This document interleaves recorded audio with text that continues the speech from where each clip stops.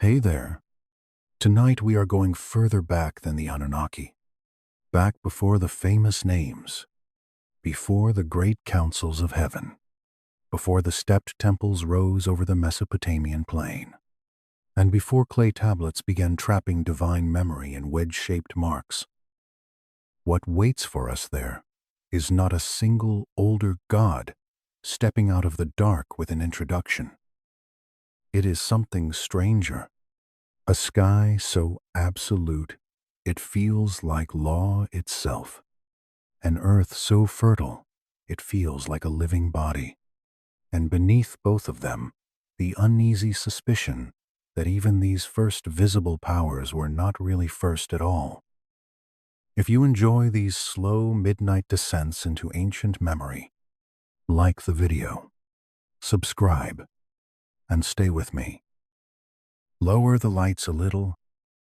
Let your breathing lengthen. Let your jaw unclench. Tonight we are following the oldest thread in Sumerian thought. The thread that asks who stood before the gods everyone remembers. I have always found it strange that the most famous gods in a tradition are usually the ones who arrive after the real mystery has already begun. People remember the crowded pantheon. They remember divine councils, storms, underworld journeys, flood stories, kings, monsters, sacred marriages, all the dramatic pieces that look good under temple torchlight. But older cosmologies are rarely so tidy. If you listen carefully enough, the later gods begin sounding like administrators who inherited a world they did not create. That is exactly the atmosphere the source script builds. It opens by denying the comfortable assumption that the Anunnaki stood at the beginning. They did not. Something came before them. Before humanity learned to pronounce divine names. Before heroic epics.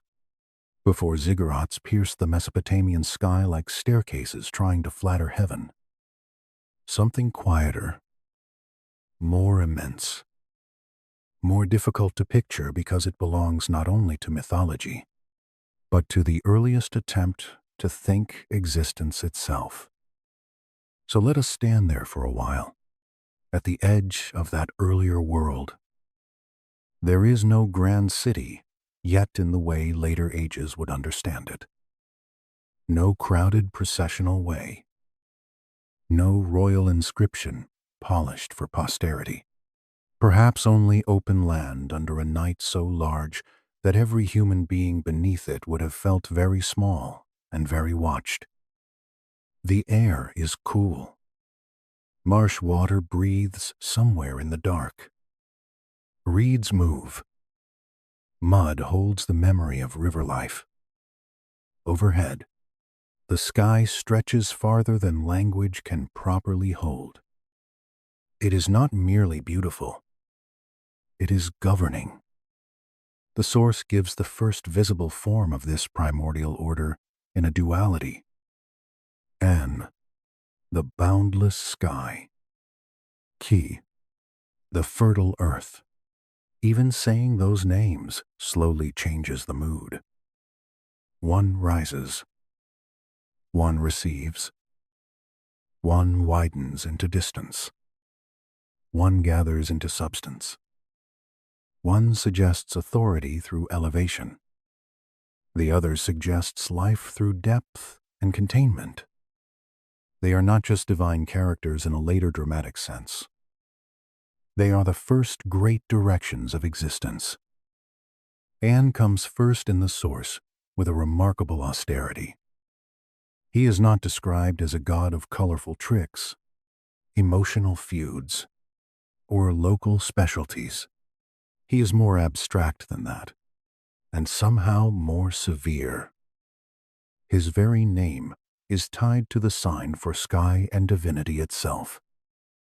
I love that little detail because it tells you the old scribes were not merely naming a person in the heavens. They were naming the principle by which heaven became the seat of authority at all. An is not simply in the sky. He is the sky understood as sovereignty. If you were standing in an early Sumerian landscape and looking upward with the kind of attention that precedes writing, I think you would understand why such a figure came first. The sky is indifferent, yes, but it is also regular. It governs light, darkness, stars, weather, horizon, direction, the very sense that there is an above it all. Ancient people watched it with a seriousness modern people reserve mostly for bad phone battery percentages and airport departure boards. The sky mattered. Its order mattered more. The source pushes this further by describing An as the origin of divine legitimacy itself. That phrase deserves to be lingered over. Not only the father of later gods in a genealogical sense, but the wellspring of the right to rule. Every decree, every law, every earthly king trying to sound more than temporary, all of it eventually tracing back to his cosmic authority. In Sumerian terms, divine kingship is not invented in palaces. It descends from a far older and less negotiable realm. There is something almost chilly about that. An does not need to appear dramatically to dominate the structure of the cosmos. He can remain distant because distance is part of the point. The source says his realm lies beyond the fixed stars, where time behaves differently. That is a lovely line, and a haunting one. It suggests that the earliest Mesopotamian imagination already sensed a zone of reality, not just physically higher, but ontologically other, removed from ordinary sequence, close to the foundations of what can happen at all. I have always liked the old mythic instinct that the highest power often acts least theatrically. Later gods storm. Later gods quarrel. Later gods seduce, punish, argue, build cities, flood worlds, and complain about labor. But the primordial sky father in the source seems to hold his authority through maintenance. The regular movement of celestial bodies, the endurance of hierarchy, the balance that keeps existence from slipping backward into undifferentiated confusion. It is governance by staying in place and making everything else answer that stillness. That may be why the archaeological note in the source is so evocative. Worship of An may predate even formal temples, appearing in stone circles and elevated platforms aligned with the stars. Whether every such site can be interpreted as confidently as the source suggests is something scholars would debate, and it is worth keeping that gentle caution in view. Still, the image remains powerful. Human beings gathering on raised ground, looking upward toward recurring stellar patterns, feeling that the sky itself carries intention. No statue needed, no crowded iconography, just orientation. Picture it. A ring of stones under cold starlight. Sandal soles on packed earth. Someone older teaching someone younger where to look. A certain star rising at a certain season. The horizon becoming a calendar before calendars are properly written. If you were standing there, the sensation would not be merely religious in the later ritual sense. It would be structural. Reality itself appearing organized, and therefore perhaps governed. The source script also describes An as the Lord of the Me, the great principles that underwrite reality. We will go deeper into those later, but even here their presence matters.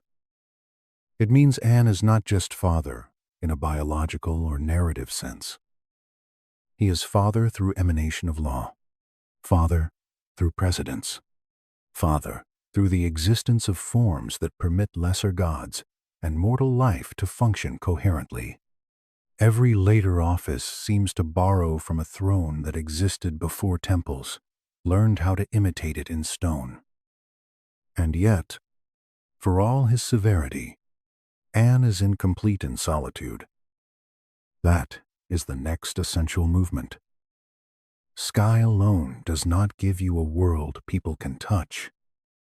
Height alone does not generate crops, bodies, birth, or the slow, earthy stubbornness of life. The source balances him immediately with Ki. Ki is not introduced as mere ground. That would be far too simple. She is the earth in its most fundamental generative sense. Not just soil under the foot, but the womb quality of matter itself. The power by which what is inert may become alive. The source speaks of her almost as a cosmic mother, before motherhood has narrowed into domestic metaphor. She is the life-holding body of the earth, the hidden chamber where becoming takes shape. If An feels cold and immense, Ki feels close and almost warm. You can imagine ancient people touching packed earth, wet clay, planting barley, watching green things emerge after what looked like stillness, and intuiting that the ground is not passive. It receives. It gestates. It offers back. To think of the earth as feminine in such a framework is not decorative symbolism. It is an attempt to honor the visible fact that life comes up out of dark places. The archaeological material the source mentions here is deeply evocative too. Figurines from deep Mesopotamian prehistory with exaggerated hips, breasts, womb emphasis, bodies treated less as portraits of individuals than as signs of generative capacity. Again, exact interpretation is never as simple as popular retellings love to pretend, and many archaeologists would resist overconfidence. But the spiritual intuition behind the image remains easy to understand. Early farmers and settlers did not need a philosophy seminar to know that earth and fertility belonged together. Every seed taught it. Every harvest repeated it. Every burial whispered the same truth in reverse. Ki, in the source, extends beneath the visible surface as well. This matters a great deal. She is not just the field. She is the depth below it, the chambers filled with the seeds of future life, the hidden workshops where living forms are prepared before appearing above ground.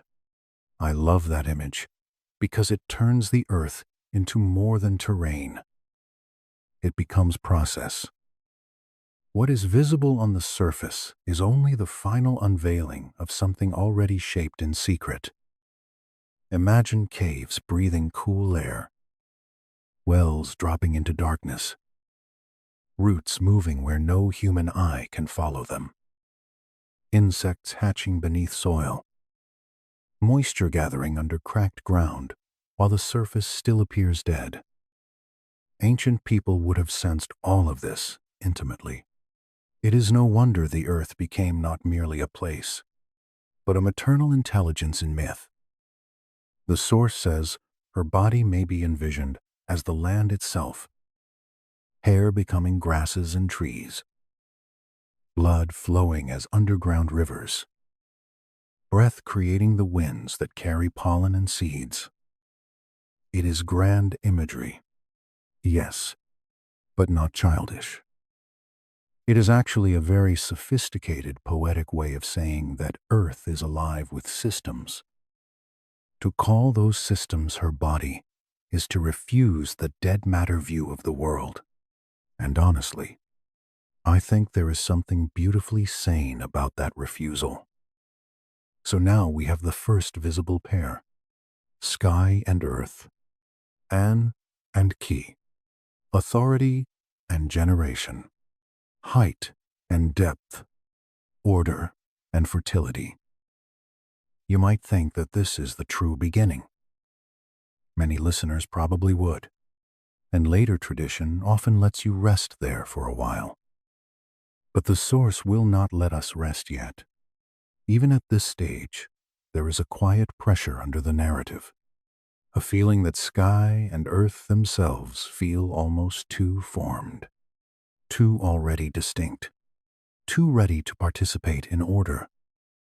If they are already above and below, if they are already father and mother, then something must have permitted above and below to separate in the first place. That is the deliciously unnerving question.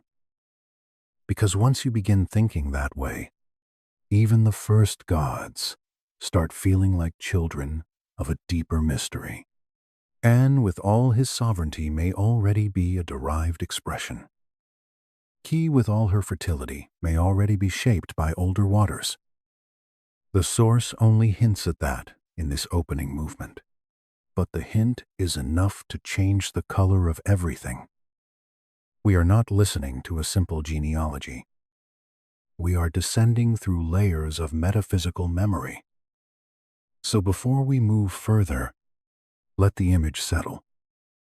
Above, An, vast and unblinking, the ceiling of law. Below, Ki, dark and fruitful, the floor of life. Between them, the first tension from which the known divine order will emerge. And beneath even that tension, not yet fully named, the suspicion of something older still. In the next movement, we follow their union, because the source says that when sky and earth meet, they do not merely produce descendants. They generate the very architecture of ordered reality itself.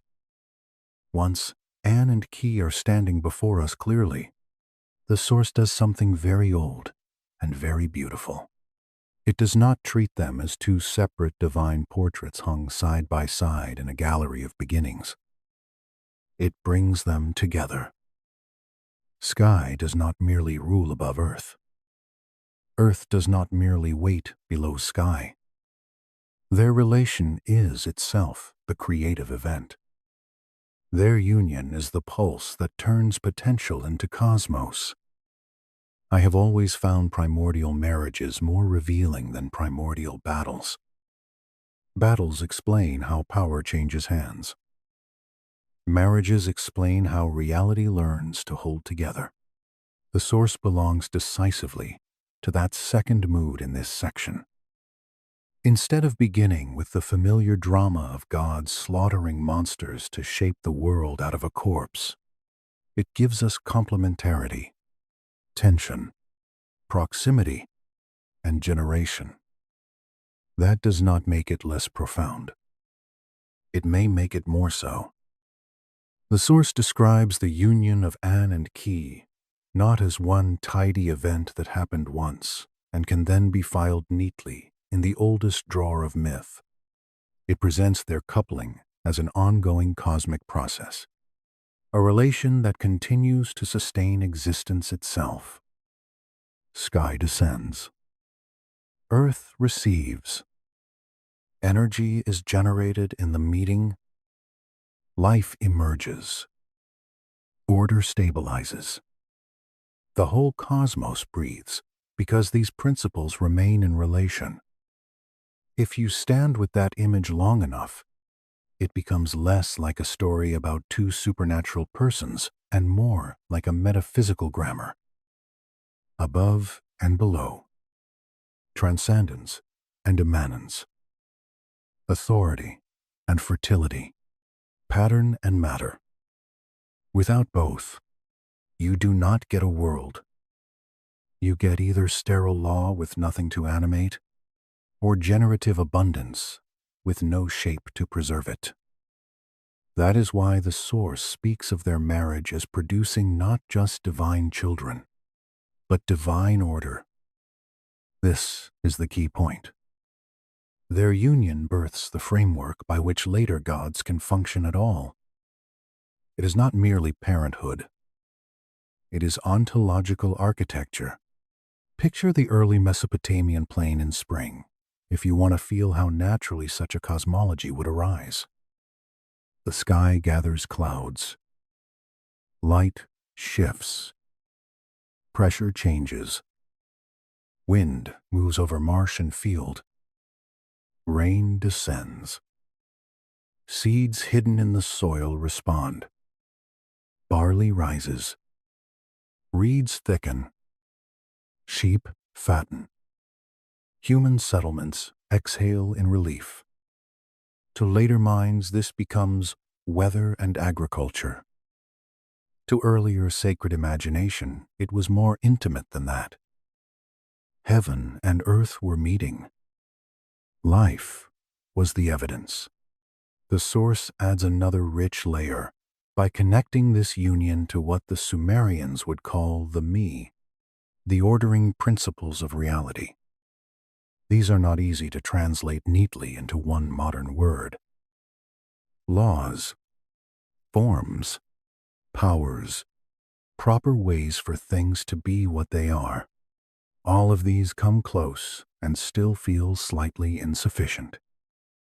I often think of the me as the deep settings by which the universe remains intelligible.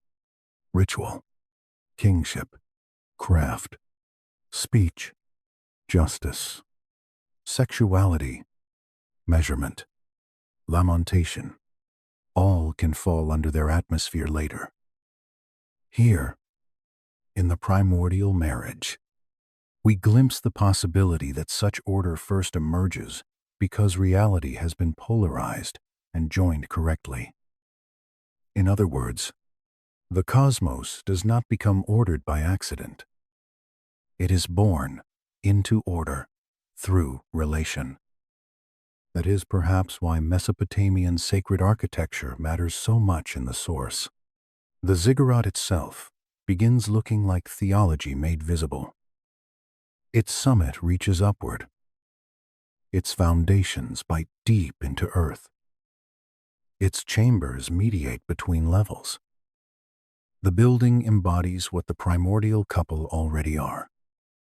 Sky and earth not collapsed into one confusion, not cut into total estrangement, but linked by a sacred axis where communication remains possible. I have always loved that reading of temples. A temple is not just where religion happens. It is a model of the universe in stone and mud brick. You climb and descend through a cosmology. Imagine one of those early temple complexes before dawn. The lower chambers cool, damp, half lit by lamps. The smell of clay and ash and old water lingering in the air. Above, stairs rising into the thinning night. Higher platforms receiving the first gray of morning. Priests moving quietly. Fabric whispering. A jar lifted. A hymn begun low enough that it feels more like breath than sound. The whole building is already reenacting the union of higher and lower before a single theological statement has been spoken. The source also mentions sacred marriage chambers, the ritual spaces at the top of temple complexes where priest and priestess, king and priestess in some later patterns, enacted divine union during festivals. This deserves to be treated carefully. We should not flatten all Mesopotamian sacred sexuality into simplified modern fantasies, and scholars debate details vigorously. Still, as a symbolic logic, the point is clear and powerful.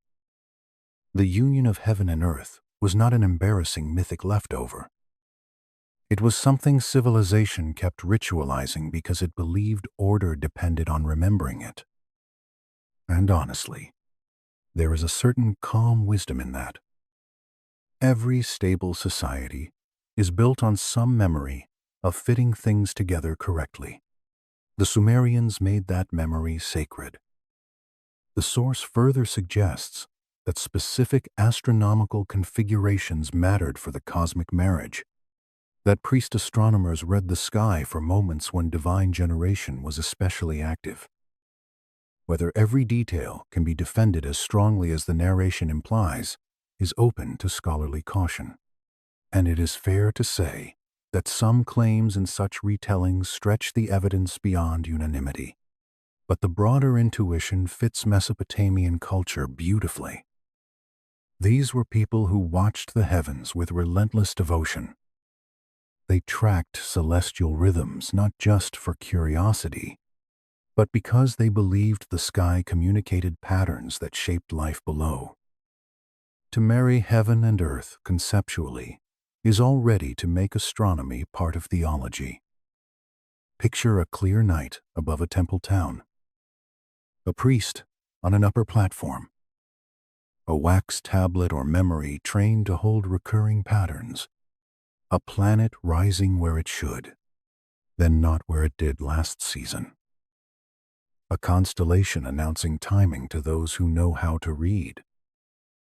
Below him, fields waiting, women carrying water, animals sleeping, merchants dreaming of tomorrow's exchange, the whole human world vulnerable to patterns overhead. That priest is not studying detached objects. He is studying the moods of divine relation. The source uses a phrase like divine life force emerging from this coupling, and whether one follows its exact wording or not, the atmosphere is right. The cosmic marriage produces the energy by which existence remains living rather than inert. It is not enough that heaven and earth have once met. Their tension must remain fruitful. Reality is sustained through living relation, not by a one-time mechanical ignition. That may be why the source contrasts this vision with later myths of conflict. Here, creation is not fundamentally the result of murder. It is the result of harmony under tension. The distinction matters. A world born from violence carries one theological mood. A world born from fruitful polarity carries another. Even later divine hierarchies look different when this is their root. Authority is not merely conquest. It is inheritance from a prior fitting together. And from that fitting together come the offspring. Not yet the crowded array of later myth, but the first great divine powers who will specialize what the primordial pair contain in fullness. The source speaks of later gods inheriting elements from both parents. Cosmic authority from An, life-generating force from Ki. That is a compelling way to imagine divine descent. Each younger deity is less a totally new invention than a focused condensation of the primordial couple's wider capacities. This gives the divine family tree a remarkable balance. If later gods rule specific domains, that specificity depends on the prior existence of broader principles. Enlil can govern the atmospheric middle because sky and earth were once united and then separated. Enki can govern the vital waters and technical arts because life and order already arose from the first coupling. The whole pantheon begins looking like a bureaucratic refinement of primordial relations. I admit I have a soft spot for that kind of theology. It feels less like random myth-making and more like patient metaphysical bookkeeping. Every later power must be traced back.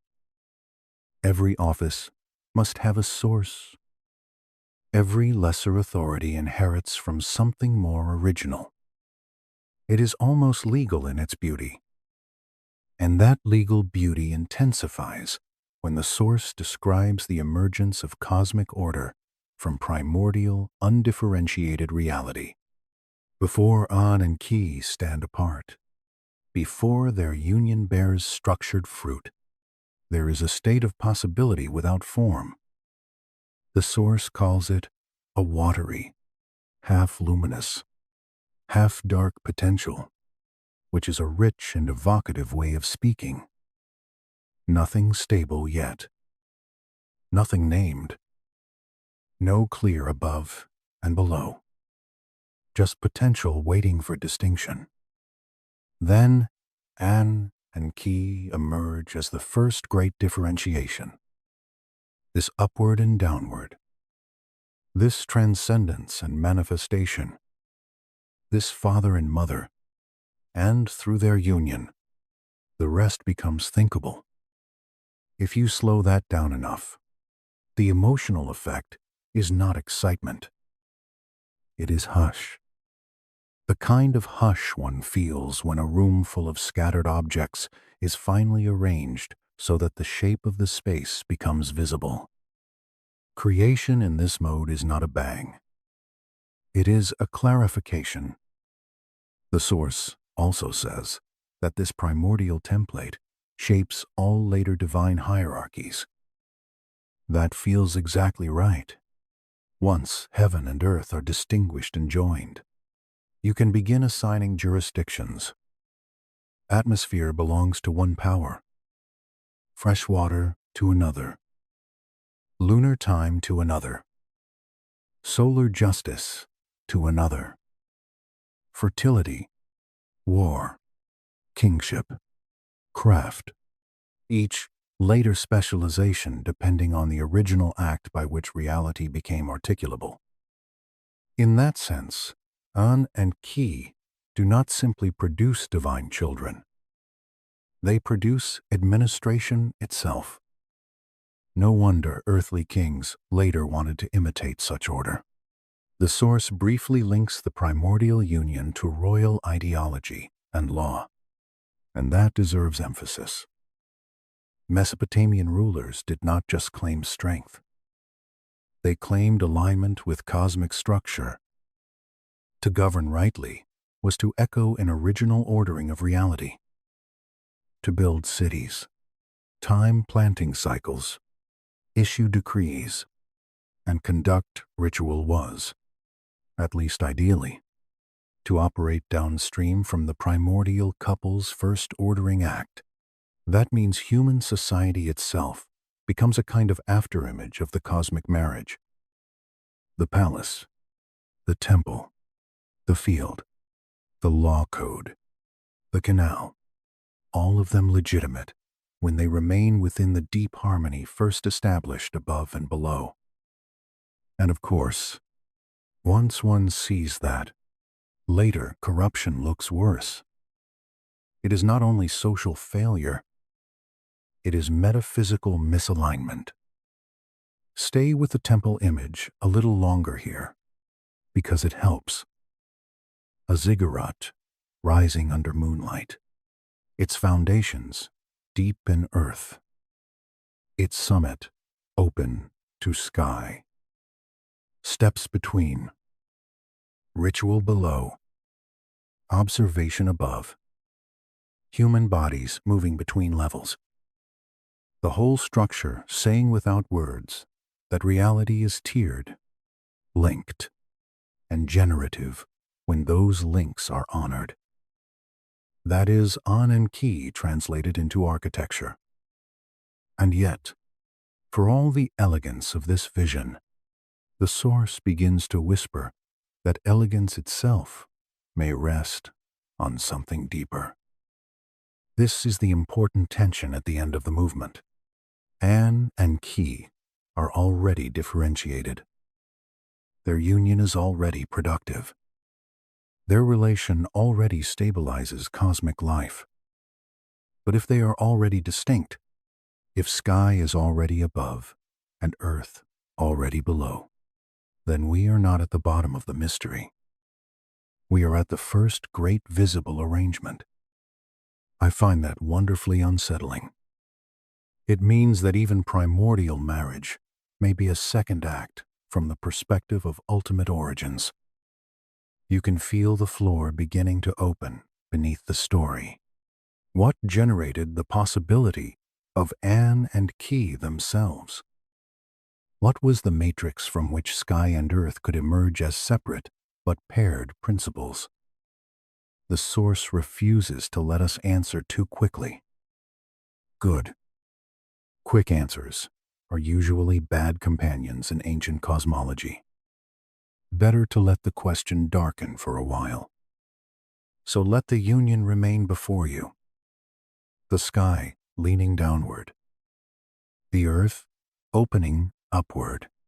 A creative tension between them humming through temple, field, body, season, king, priest, and later gods.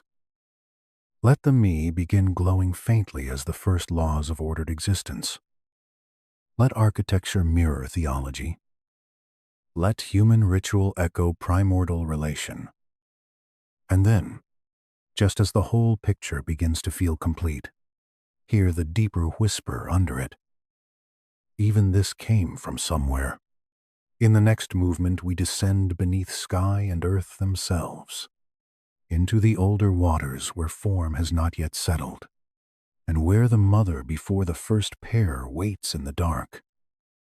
Beneath An and Ki, beneath sky and earth, already facing one another in their fruitful tension, the source script asks us to keep descending. That is the important thing here, not moving forward into the crowded family tree yet, not rushing toward the better-known gods, but going downward, into a level of thought older than distinction itself. If the sky is already above, and the earth is already below, then something had to hold the possibility of above and below before they were separated. That deeper possibility, in the source, begins to take shape in the name Nammu. I have always found Nammu difficult in the best way. She does not behave like later gods. She does not stride onto a stage already furnished with characters and conflict. She is earlier than that. She feels less like a personality and more like a condition of being, the sacred mother depth from which forms can rise. The source calls her the one who gave birth to heaven and earth. And if you let that phrase sit quietly for a moment, it rearranges the whole story above it. An and Ki stop looking like absolute first principles. They begin looking like the first visible children of a darker, wetter mystery.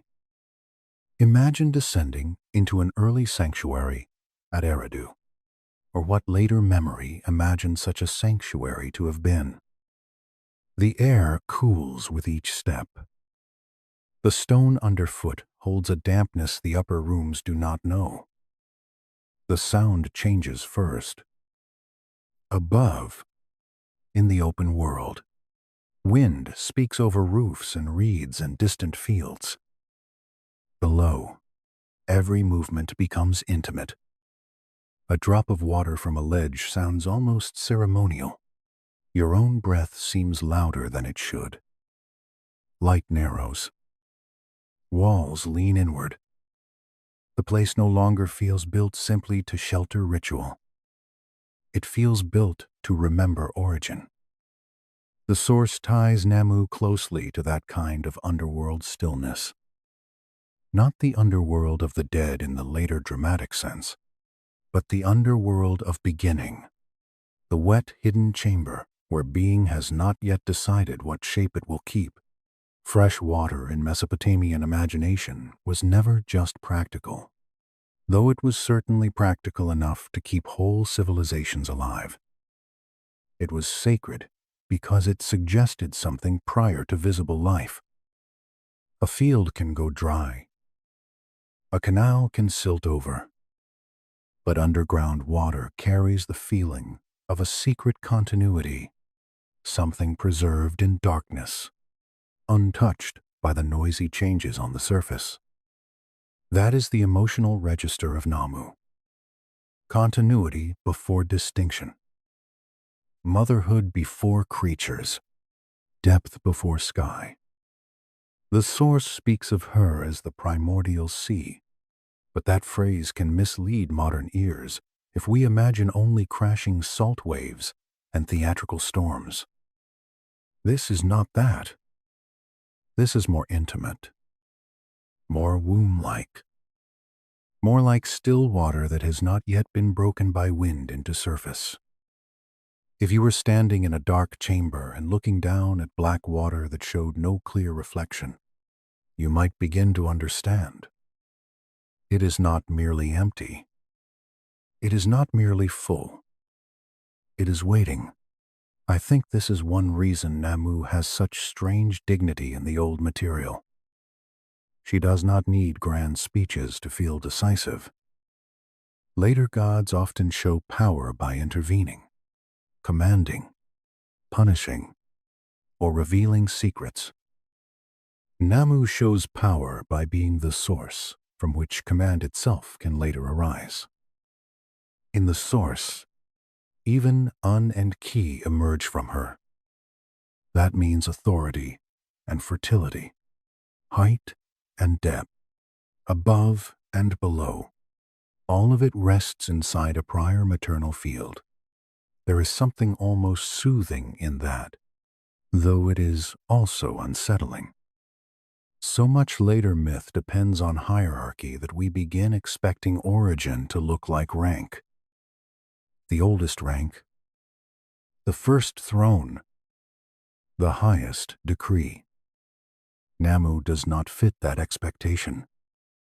She makes origin feel fluid. Before there was a throne, there was holding. Before there was decree, there was gestation. Before there was a sky to rule from, there was water deep enough to allow a sky to appear. The source also places her in relation to some of the earliest sacred centers of Mesopotamia, especially Eridu. And that matters because Eridu itself sits at the edge of worlds, land and water, settlement and marsh, civilization and the older living geography that nourished it. If you have ever looked at southern Mesopotamian landscapes, even in modern ruins and reconstructions, you can feel why such theology would emerge there. Reeds, mud, channels, pools, silt, sudden fertility where water reaches, and lifeless hardness where it does not. Life appearing to rise from hidden moisture, almost by divine mood. A people living there would not think of water as background. They would think of it as the first hidden argument for why anything continues. That is why the temple pools matter in the source. Ritual water in early Mesopotamian sacred life is not only for washing or symbolism in the light, thin sense. It reenacts the memory of emergence. To descend to a pool, to stand near an underground chamber, to hear a spring beneath built foundations, is to come near the imagination of Nammu herself. The sanctuary remembers that before law, before kingship, before agriculture became organized, before divine offices filled with names, there was the depth. Picture a priest pausing at the lip of such a pool, a lamp in one hand, the flame bending softly, the water below black, or almost black, with only one trembling band of reflected light across it. The priest waits, not because the ritual demands theatrical delay, but because the place itself slows the body. It is difficult to be hurried near ancient water. Time seems thicker. Breathing changes. Even thought becomes more circular, less interested in decision, more willing to drift. That drifting quality belongs to Nammu too. She is not disorder in the vulgar sense. She is pre-order.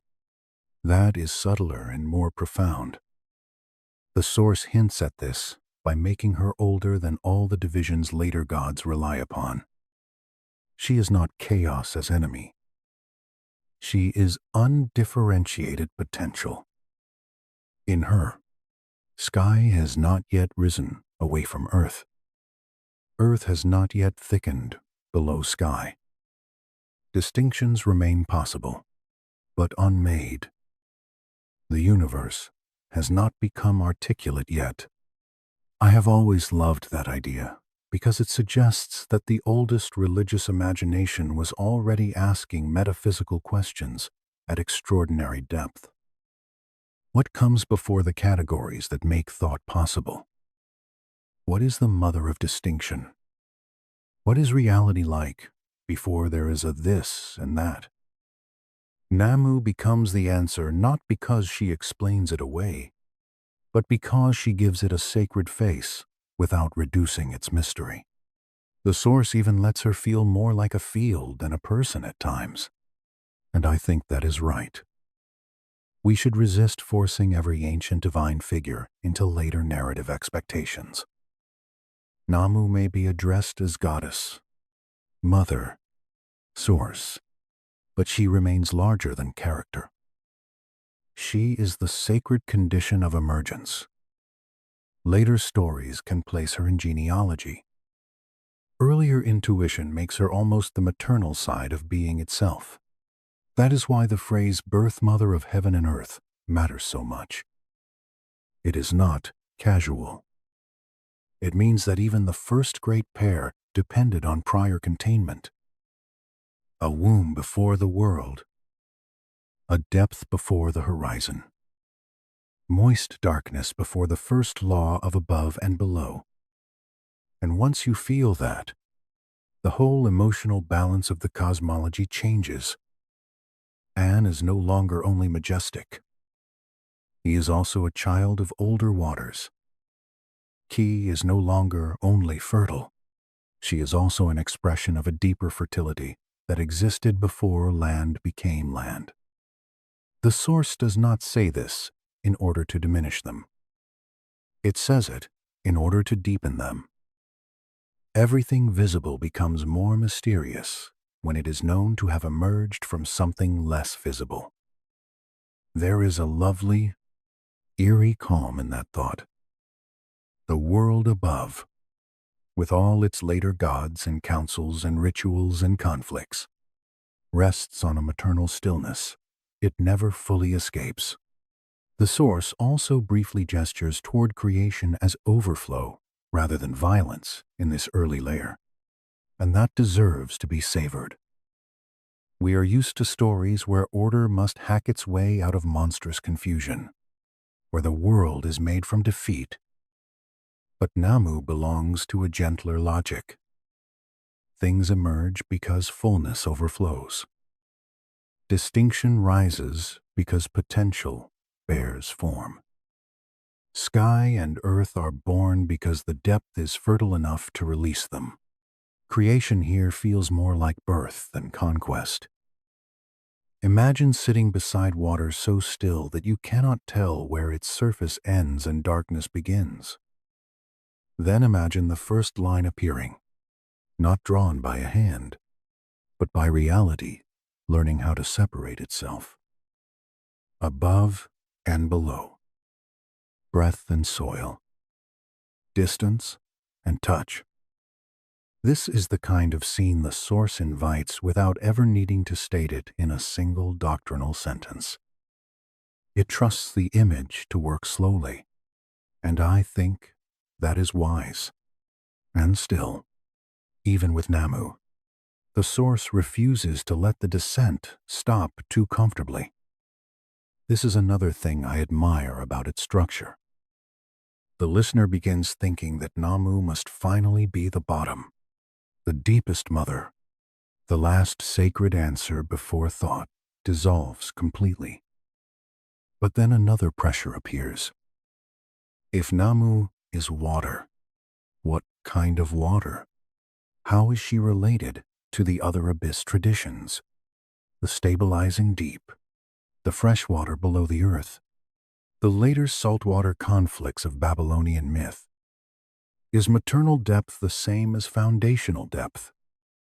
Is generative water the same as structural water? Those questions begin preparing Abzu. before we reach him. Though, stay with Nammu a little longer. Feel the underground chamber around you. Moist stone. Reed baskets somewhere above in another room. The soft mineral smell of water untouched by daylight. The sense that names are beginning to thin at the edges. You are no longer thinking of kings or cities or armies or even temples very much. You are thinking of the fact that existence needed a mother before it needed rulers. Honestly, that may be one of the quietest revolutions in the entire story. If reality began in sacred depth rather than sacred domination, then all later hierarchy is secondary. Necessary, perhaps. Powerful, certainly, but secondary. The first truth is not command. The first truth is womb. That is a thought worth letting settle before sleep. It softens the old world without making it less strange. It makes the first depths feel less hostile, more sheltering, though still beyond control.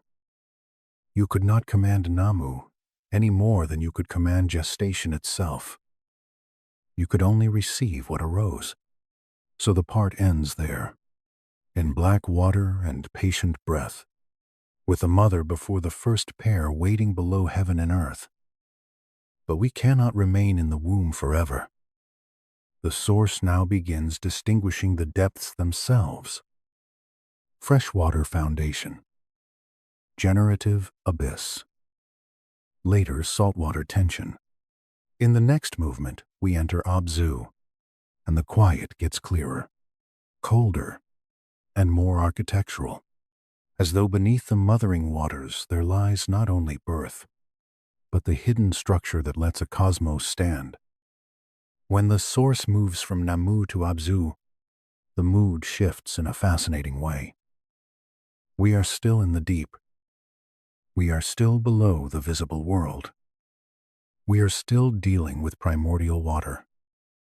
But the emotional texture changes. Nammu felt maternal, dark, womb-like, generative in a way almost too old for clean categories. Abzu feels more structural, more stable, less like pregnancy and more like foundation. If Nammu is the holy depth from which things can be born, Abzu is the hidden support that allows them to remain. I have always loved how ancient cosmologies can distinguish kinds of depth. Modern people often hear abyss and imagine one giant pile of mystery. The source refuses that laziness. It treats Abzu as a different register of the primordial, not a duplicate. Fresh water beneath the earth. Clear, hidden, pressurized, supporting. The kind of depth you do not merely descend into, but build upon without fully understanding. That distinction makes wonderful sense in Mesopotamia. Anyone living in the great alluvial plains of the south knew that life depended not only on visible rivers, but on invisible water regimes below and around them. Wells, seepage, marsh veins, underground saturation, all the moisture the surface betrays only imperfectly. A city could rise in sun-baked brilliance, while its true continuity depended on what moved dark and cool below its bricks. That is Abzu in theological form. The unseen reservoir that turns fragility into persistence. Imagine descending beneath a temple again, but now the atmosphere is not quite the same as in the chambers of Nammu. The water here feels clearer, colder perhaps, less like the black undivided maternal pool, and more like a still lens under the earth. The air has that faint mineral sharpness springs sometimes carry. The silence is not womb silence now. It is engineering silence.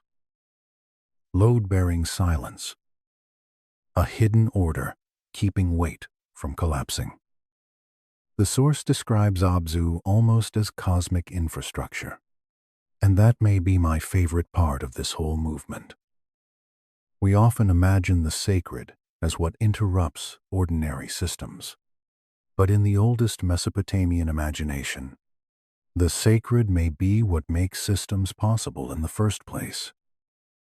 Not just miracle, but support. Not just birth, but endurance. Abzu is the deep that steadies. If you stand with that long enough, you begin understanding why later Mesopotamian religion treats fresh water with such reverence. Fresh water is not merely useful. It is clarifying. It nourishes. It rises from hidden places with a kind of modest generosity. Salt water can dominate the horizon. Fresh water enters the body. That practical difference becomes theological in the source. Abzu is life-giving without demanding spectacle. And yes, later Babylonian myth complicates all of this through Abzu and Tiamat, and the source wisely brings that in as contrast rather than confusion. In the older Sumerian atmosphere we have been inhabiting, primordial depth feels more cooperative, more like emanation and structure than war. Later Babylonian theology sharpens things differently. Salt water, fresh water, male and female principles in conflict, generation turning into disturbance, order emerging through violent victory. The source does not collapse one tradition into the other, and that restraint is important. It lets Sumerian cosmology keep its more contemplative dignity. Still, the comparison helps. Tiamat represents a depth more ambivalent to later Babylonian imagination. The sea as enormity, wildness, danger, dissolution, unmastered force. Abzu, by contrast, in the source, remains intimate with civilization. He is the water under the temple floor, the sacred basin, the hidden support of cult, wisdom, purification, continuity. Not the terrible sea beyond settlement, but the trustworthy deep within it. I think that difference matters for sleep story atmosphere too. One kind of primordial water terrifies by scale. Another quiets by steadiness. Abzu belongs to the second mood. He is eerie, yes, but not frantic. He is the hidden, clear mind of the earth. The source also connects Abzu with the architecture of sacred wells and ritual basins, and I think that is exactly right. Imagine a temple court in hot daylight. Priests move. Worshippers wait. Dust hangs at ankle height where many feet have passed. Then somewhere inside the sacred precinct there is a basin fed by hidden water, clearer than the river outside, colder to the hand, more still. People wash there before approaching the holy. It is not just hygiene. It is reenactment. To touch that water is to touch the deep support beneath ordered life. I have always found ritual washing more interesting when thought of this way. Not removing dirt alone, returning the body for a moment to origin, letting the skin remember what it rests upon. And that perhaps is why the source says Abzu is not only a place, but a principle. We should linger over that phrase. A place can be pointed to. A principle cannot be exhausted by geography. Abzu is the hidden support beneath the world. Freshness under dryness. Stability under structure. Continuity under history. If Nammu gives birth, Abzu prevents the newborn cosmos from collapsing under its own articulation. Picture city foundations sinking into wet soil, builders compacting earth, mud brick drying above a moisture field it can never fully escape. Wells cut, channels opened, shrines aligned, human labor above, deep support below. The civilization of Sumer was always like that, apparent solidity built over unstable and life-giving wetness. It is no wonder the sacred imagination learned to think cosmologically in the same grammar. The source then does something subtle and valuable. It lets us feel the emotional difference between these depths. Nammu is generative and almost enfolding. Abzu is calm, clarifying, hidden, sustaining. One is the mothering field before distinction. The other is the clear understructure that supports distinction once it appears. Together they make the earlier cosmos richer than any simple genealogy ever could. Honestly, that is one reason I think these ancient myths remain so intellectually alive. They are not childish attempts to fill ignorance with colorful names. They are precision instruments of intuition. They notice that origin has layers, that birth and stability are not the same, that the world needs both overflow and foundation. It takes extraordinary thought to convert those intuitions into divine images so enduring that we are still speaking their names now. And yet, once Abzu stands before us, another shift is coming. The source begins leaning toward the first real rupture in the primordial harmony. Not a collapse into chaos exactly, but a violent differentiation. We have had sky and earth joined. We have had sacred waters beneath them. We have had order emerging gently and structurally. But later, divine administration cannot begin until some great separation occurs. The world must gain space between above and below. That space will belong to Enlil. Before we reach him, the source briefly allows the later Babylonian memory of conflict to cast a shadow backward. This is useful, as long as we keep the traditions distinct. Once the Mesopotamian imagination moves toward conflict-driven creation in later texts, primordial waters become more dangerous, more resistant, more likely to be slain or subdued. The older Sumerian mood, by contrast, feels more like unfolding. I think that difference should not be rushed past. It tells us something about historical theology. The way a civilization imagines its beginnings often changes when its politics become harsher. Harmony gives way to conquest. Birth gives way to victory. The cosmos starts sounding like empire. That little thought may be worth carrying to bed. Even myths have political moods. Still, the source does not lose its serenity here. It uses the comparison not to drown the listener in later conflict, but to sharpen the beauty of the earlier model. Freshwater hidden under the earth. Temple wells reaching downward like prayers in reverse. Sacred basins shining in low light. Priests knowing that below the carved doors and painted walls lies a depth no human hand made. If you were standing in one of those chambers now, you might dip your fingers into the water and feel the clean shock of cold rise through the skin. Then look up at the temple above you in the imagination. Heavy walls, sacred rooms, storage jars, offerings, smoke, song, law, kingship. all of it standing because the hidden deep remains where it is. There is something deeply calming about that. Civilization appears busy and loud on the surface. Its possibility remains quiet underneath.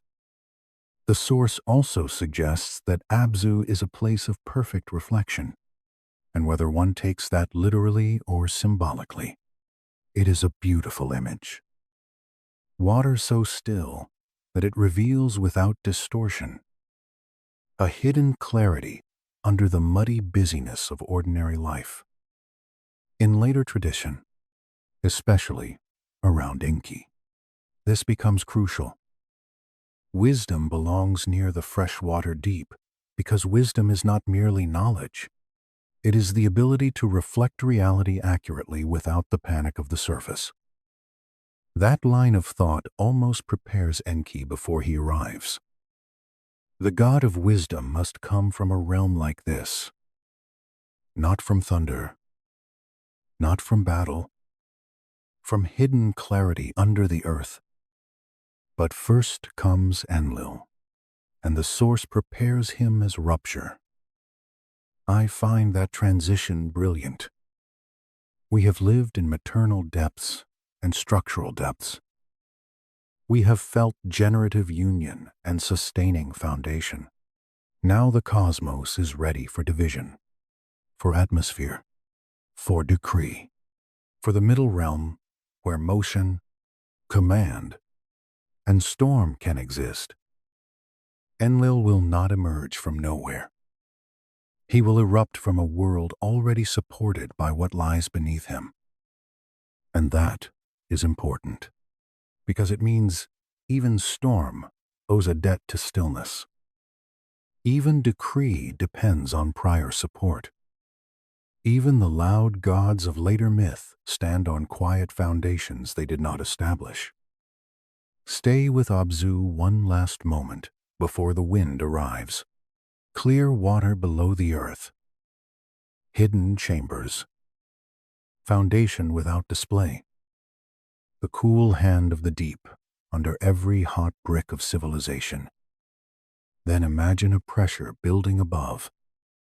Sky and earth no longer content merely to face and join one another. A force entering between them, separating, ordering, making room for breathable existence and formal rule. In the next movement, the calm of the deep gives way to the violence of first atmosphere, and Enlil is born. And perhaps that is why the source keeps temple builders so close to the theology here. A builder measuring mud brick, a priest lowering a vessel toward a dark basin, a king dedicating a sanctuary, all of them acting above realities they can use but not manufacture. The hidden water was there first. The stillness was there first. The support was there first. I love that because it humbles everything above ground. Human achievement looks splendid in sunlight, but under the sunlight lies a prior gift. Even the highest terrace of a temple depends on what no worshiper can see while standing on it. You can feel the lesson in the body if you imagine walking upward through such a sanctuary. Step by step toward height, toward sky, toward incense and chant and formal divine address. Yet beneath every footfall, the freshwater deep remains, silent and indispensable. The sacred is not only above, it is also under, not only throne, but foundation. Not only voice, but reservoir. That double awareness gives Mesopotamian religion a depth I find almost hypnotic. The higher you climb, the more you ought to remember what you are standing on. So let the chamber close around us once more. Cold water below. Stone sweating faintly in the dark. The temple above carrying prayer into the night. And beneath prayer, beneath law, beneath kingship, beneath every later divine office, the clear, hidden, deep waiting without haste.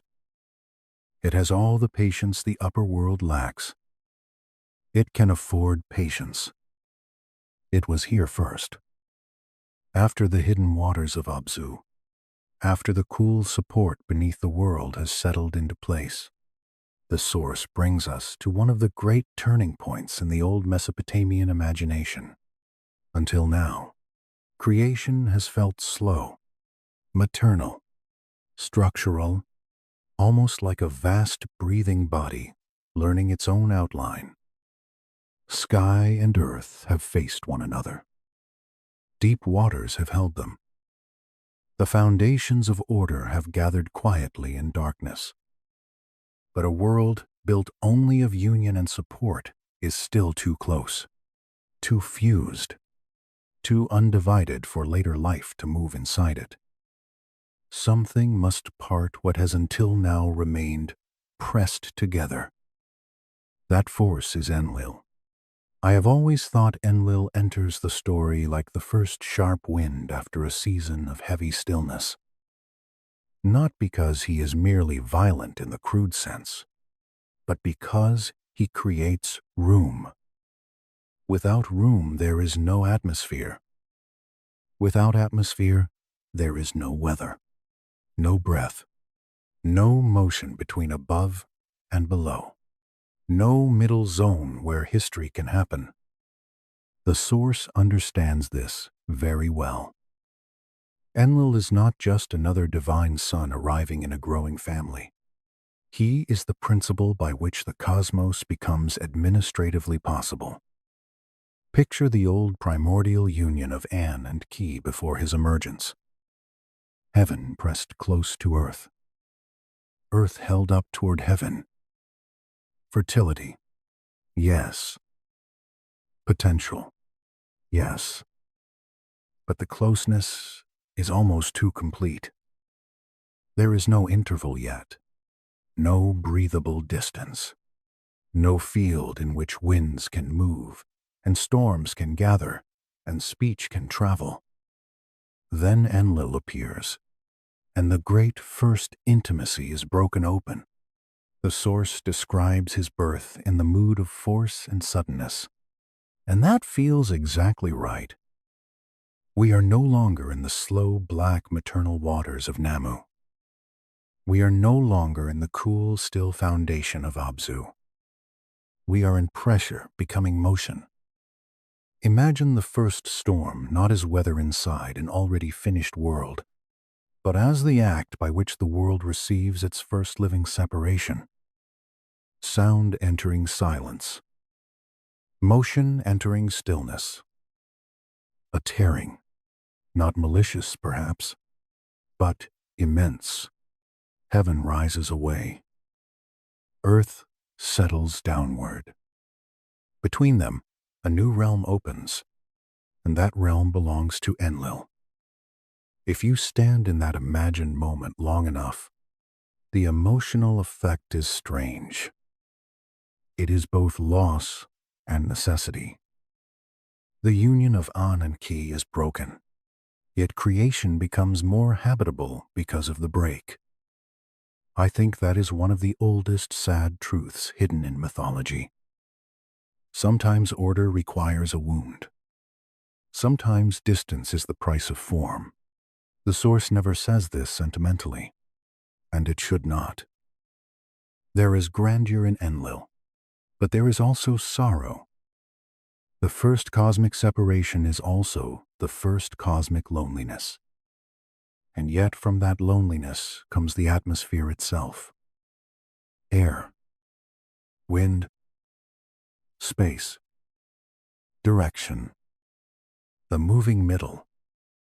That is why Enlil feels so different from his parents. An was height and legitimacy. Ki was depth and fertility. Enlil is movement with authority inside it. He is storm-given rank, breath-given command, pressure organized into rule. The source makes him lord of the atmospheric zone, the region between heaven and earth, where change becomes visible and where decrees can travel downward into life. Honestly, I have always loved how practical this theology is. A people living on the Mesopotamian plain knew what wind meant. Wind could bring relief. Wind could also destroy. Storms could water fields. Storms could flatten them. Air was not empty background.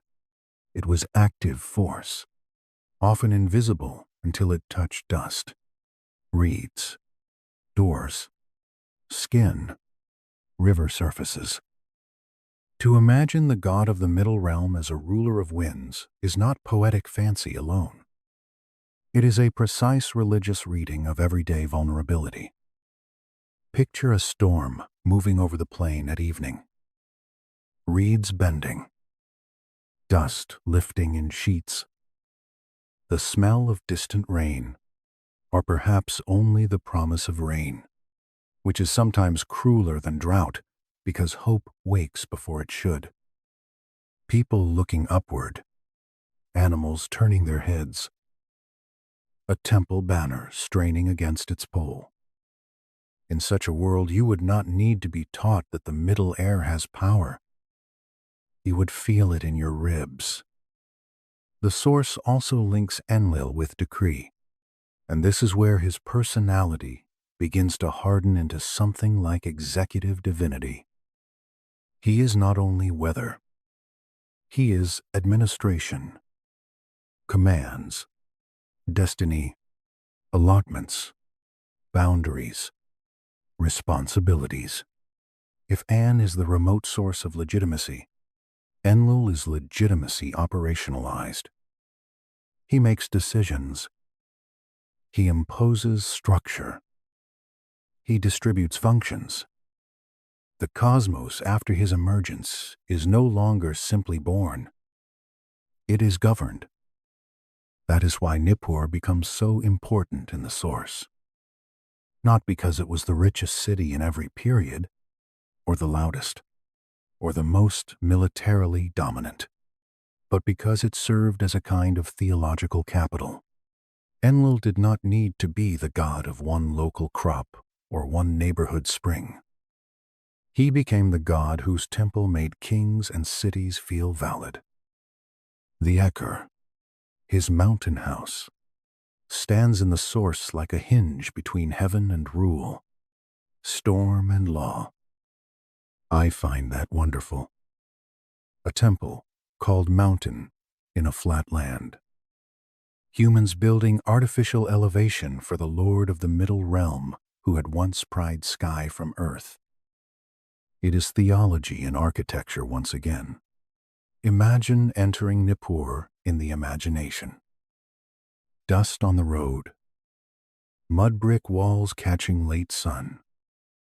Officials moving with that particular seriousness found in places where religion and administration have married too completely to be separated again. Then the temple rising. Massive not because it wants to flatter the eye like a palace, but because it wants to assert centrality. Inside, chants, offerings, records, priests who understand that they are not serving only local devotion. They are serving cosmic order. I have always found bureaucratic holiness slightly eerie, and Enlil embodies it perfectly. He is not the trickster, not the lover, not the artisan. He is the divine official whose decisions shape worlds. That kind of power can feel majestic and chilling at the same time. The source also suggests that Enlil receives or channels the me differently than An. With An, the me feel like remote principles. With Enlil, they begin behaving like executable powers. Law enters motion. Proper order becomes enforceable. The world can now be run. That sentence may sound dry until one realizes how significant it is. The transition from primordial principle to active administration is what allows everything later in Mesopotamian mythology to make sense. Cities need boundaries. Kings need legitimacy. Rivers need management. Ritual calendars need timing. Divine offices need distinction. Enlil is where the cosmos becomes governable. And because he is governable force, he also becomes the model for earthly rulership. The source is very strong on this point. Mesopotamian kingship was rarely imagined as mere human cleverness or successful violence. It was ideally an earthly reflection of cosmic structure. The king ruled because rule existed above him already. To speak of divine kingship was to speak of participation in Enlil's order. That is why royal inscriptions later love his name so much. A king could flatter Inanna, invoke Enki, honor Utu, but to be recognized under Enlil's authority was to sound legitimate in the deep grammar of power. You know that feeling when a bureaucracy becomes so old that people stop noticing it as a constructed system and start experiencing it as reality itself. That is something like Enlil's theological atmosphere. He is not just one divine actor among others. He is the reason rule feels natural. The reason hierarchy feels built into the world. The reason later gods can be assigned offices instead of all remaining suspended in primordial ambiguity. The source also allows us to feel the cost of this. Once the world is administrable, it is also rigid enough to exclude, punish, and divide. Enlil's order is real order, but it is not always tender. That matters because later contrasts with Enki depend on it. Enlil governs by separation and decree. He makes room for structure by drawing lines. Lines are necessary. Lines can also wound. I think that is part of why his character in Mesopotamian tradition often feels stern. He belongs to the sadness of systems. Every functioning order creates insiders and outsiders, permissions and prohibitions, stability and pressure. Imagine a city planner looking over irrigation channels. One gate opened, another closed. One field watered, another waiting. One official authorized, another demoted. One household protected, another taxed. Nothing here is random. That is the point. Yet the very existence of system produces strain. Enlil is the cosmic version of that truth. He gives the world architecture. Architecture always comes with edges. The source describes his winds almost like instruments of command, and I think that image should be held gently for a moment. Wind enters a room without asking. It passes over a field and changes it.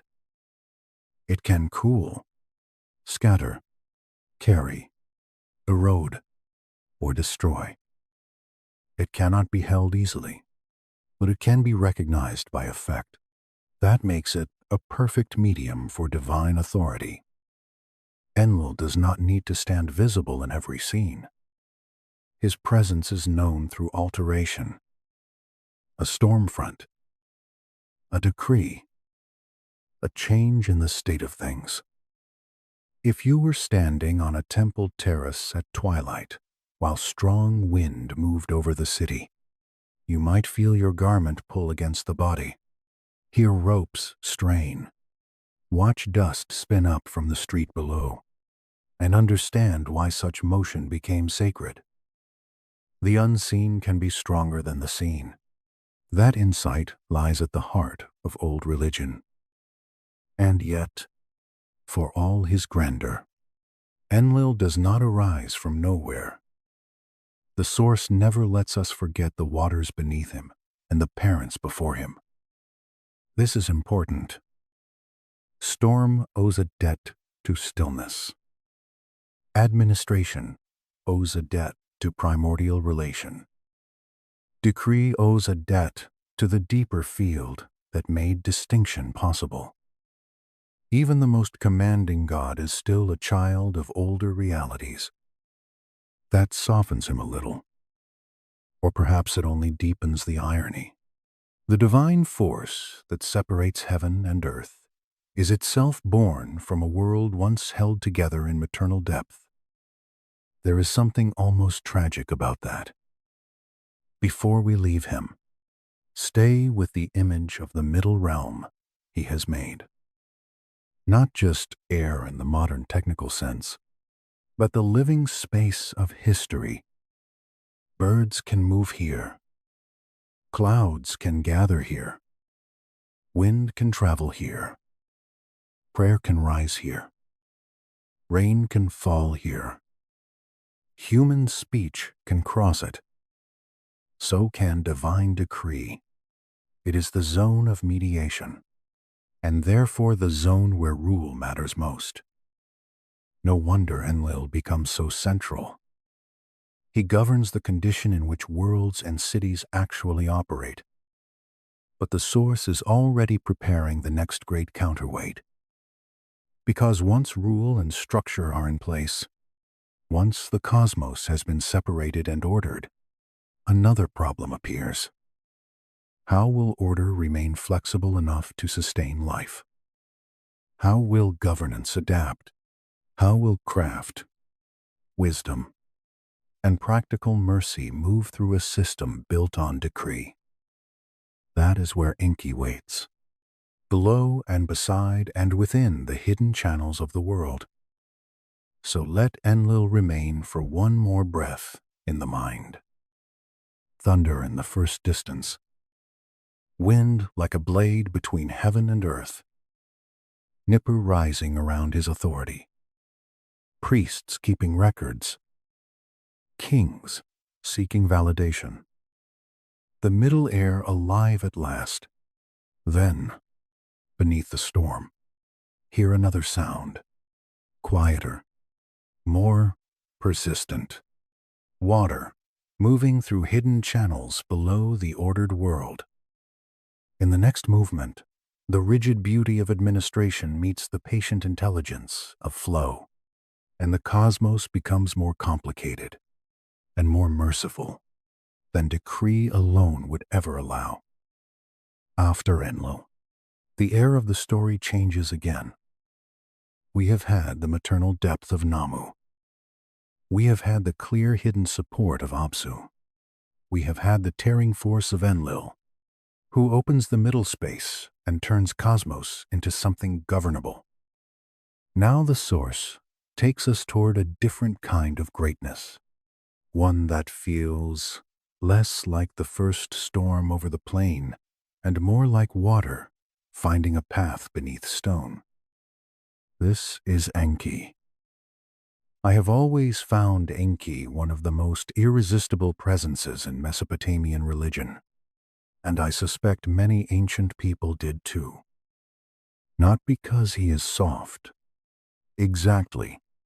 He is far too intelligent for softness in the simple sense. But because he feels close to survival, close to practical life, close to the hidden ingenuity by which difficult worlds remain livable.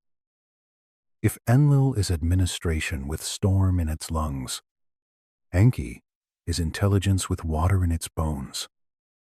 The source roots him exactly where he belongs, in the freshwater deep. That is perfect. You could hardly place such a god anywhere else. He rises not from dry height, not from the exposed brilliance of rule, but from the moving hidden reservoirs beneath the world. Enki belongs to springs, channels, underground chambers, craft tables, reeds, clay, fish scale gleam, damp thresholds, and the peculiar quiet of a mind that solves what power alone cannot solve. Imagine a place below a temple where clear water runs, not in a rushing torrent, but in patient movement. It touches the underside of stone. It cools the air. It makes no speech of its own and yet changes everything near it. A lamp flame reflected on that moving surface would never keep one shape for long. That is how Enki feels to me. Reflective, shifting, exact, impossible to trap in one rigid outline. The source emphasizes his association with wisdom, magic, craft, engineering, and the transfer of knowledge, and that cluster makes extraordinary sense. Water and intelligence belong together in old thought more often than modern people notice. Water adapts. Water goes around obstacles. Water enters hidden places.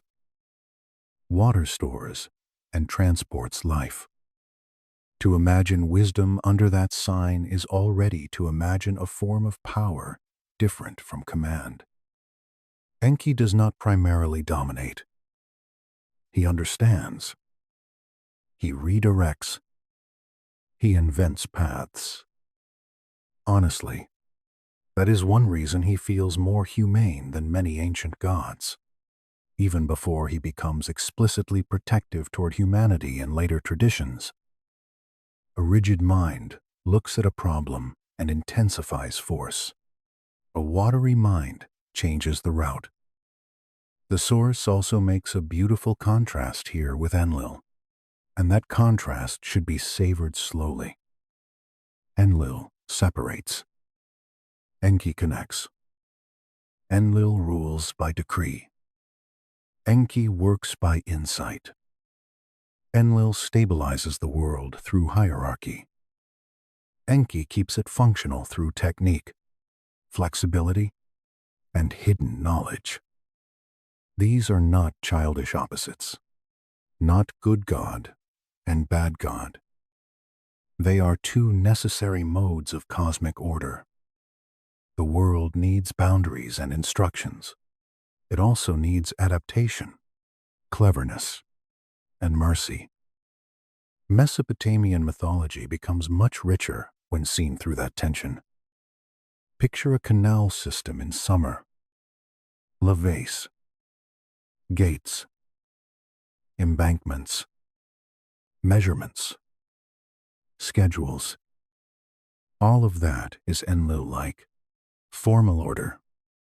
Then imagine a breach, a silt problem, an unexpected shift in flow, a dry field, a failing joint in a gate mechanism. Now what is needed is not one more decree carved into clay.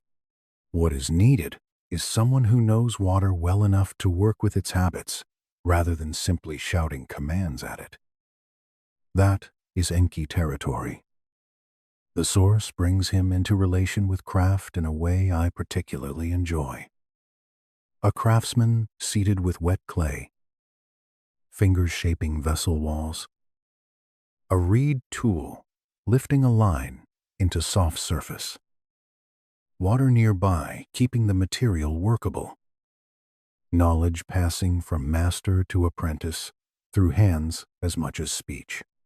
This is sacred space too. Though later temple ideologies sometimes sound as if only formal ritual deserves the name. Enki sanctifies the workshop. Intelligence applied to matter. Skill carried patiently.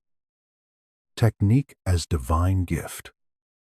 I have always thought civilizations survive less by their slogans than by their artisans. Someone must know how to shape the brick, patch the wall, make the seal, mix the pigment, carve the channel, copy the signs, calculate the measure. Enki is the god who understands that. He is close to the old truth that genius in the practical sense is often what keeps abstract order from collapsing into decorative nonsense. That is why the source also places him near the me in a different way from Enlil. With Enlil, the me feel like a signed order. With Enki, they feel like stored possibility. Knowledge packets, transferable powers, arts that can be distributed, stolen, hidden, released, or embodied. Kingship, priesthood, music, lament, weaving, judgment, sexuality, truth, deceit even, all of them in later traditions held, managed, or mediated through Enki in some fashion. He is not simply the keeper of rules. He is the keeper of capacities. Imagine shelves of clay tablets in a dim chamber, sealed jars beside them, tools hung nearby, water whispering below the floor. A place where knowledge is not merely archived, but alive, ready to move into the world. That is the feeling of Enki to me, the deep archive of what can be done. The source also describes him as a benefactor of humanity, and while that relationship becomes far more explicit in later creation and flood traditions, its roots are already visible in this cosmological setting. A god associated with freshwater, craft, practical intelligence, and adaptive order is already a god oriented toward livability, even before humans enter the center of the story. Enki feels like the one whose powers could most easily pass into human hands. You know that feeling when one teacher gives you rules and another gives you understanding. The first may keep you disciplined. The second may actually make you capable. Enlil and Enki often feel like that to me. One sustains structure. The other makes life within structure possible. The source hints at Enki teaching humanity agriculture, crafts, law, in an applied sense, irrigation technologies, and wisdom in general. Some of these themes come from several traditions, braided together, and scholars would distinguish those sources carefully. That said, the broader picture remains compelling. Human civilization in Mesopotamian imagination does not flourish merely because the gods permit it to exist. It flourishes because divine knowledge is mediated downward. Enki is one of the great channels of that mediation. Picture the first farmer learning how to read water in a ditch.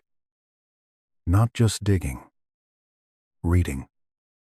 The angle, the speed, the moment when too much will wash the bank away and too little will leave the soil stubborn and dead. Or imagine a scribe discovering that the pressure of a stylus matters, that clay too wet blurs and clay too dry resists, that writing is a negotiation between firmness and flow. Or imagine a healer mixing herbs with water in the right proportion, muttering words whose rhythm matters because technique and sacred speech have not yet been separated into different departments.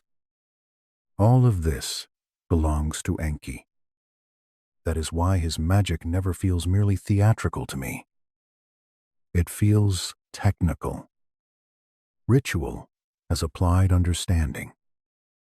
Spells as precise interfaces between hidden pattern and material outcome. In such a worldview, wisdom is not abstract philosophy alone. It is the correct way to join unseen knowledge to visible process. The source also places him in the subterranean palaces of Sweetwater, and that image should not be rushed past. There is a special sort of grandeur in an underground palace. Not the glare of empire. Not the exposed splendor of high towers. A hidden magnificence. Cool halls. Reflective pools. Walls perhaps imagined in lapis, light and dark stone. Servants of wisdom rather than servants of display. I think people who love old myths often overlook how emotionally appealing that is. Some powers flatter the eye. Enki flatters the mind. And because he flatters the mind, he can also outmaneuver harder forms of power. The source does not fully enter the flood stories yet in this part, but it prepares them beautifully. If ever the ordered divine system becomes too rigid, too punitive, too unable to preserve life through change, the god of hidden channels will matter most. You can already feel that future tension forming. Enlil can decree. Enki can find a way through. Enlil can close. Enki can reroute. Enlil can define the rule. Enki can preserve the purpose when the rule threatens to destroy it. Honestly, I think this is one of the oldest great theological insights in human literature. System alone cannot save. Wisdom must accompany it. Otherwise, order becomes sterile. The source also lets Enki remain morally complex, which I appreciate. He is not merely a kindly old engineer. He can be cunning, secretive, strategically patient. Wisdom in ancient literature is rarely naive. A god who knows how to preserve life in dangerous worlds must also know how to bend appearances and move through ambiguity. That does not make him false. It makes him effective. Rivers do not survive landscapes by insisting on straight lines. If you were standing beside a spring in a reed marsh at sunset, perhaps after a day of heat, and felt cool water rising unexpectedly around your feet, you might understand why such a god became beloved. Relief can feel like revelation. Freshwater in a dry world is not a luxury. It is mercy in material form. That is part of Enki's spiritual mood. He is mercy without softness, intelligence without coldness, skill without vanity. At least at his best, he is all of those things. And because the source has placed him after the severe magnificence of Enlil, his arrival feels even gentler. The cosmos has already been separated and organized. Now it begins learning how not to break under that organization. The workshop, the canal, the spring, the archive, the healing basin, the subtle spell, the measured hand in wet clay. These are Enki's temples, as much as any formal sanctuary. That may be one of the reasons he continues to fascinate modern readers. He makes divinity feel less remote from actual making, fixing, building, thinking, and caring. He is transcendence with wet hands. So stay with him a little longer in his domain, below the ordinary world. Water moving where sunlight never reaches. Bright fish slipping through clear shadow. Stone chambers, cool to the touch. Clay tablets drying on shelves above a murmuring channel. A god not of the first blow, but of the second thought that prevents the blow from destroying more than it should. And now the source prepares another widening. Because once Enki and Enlil stand in relation, once primordial depth, administrative order, and adaptive wisdom have all emerged.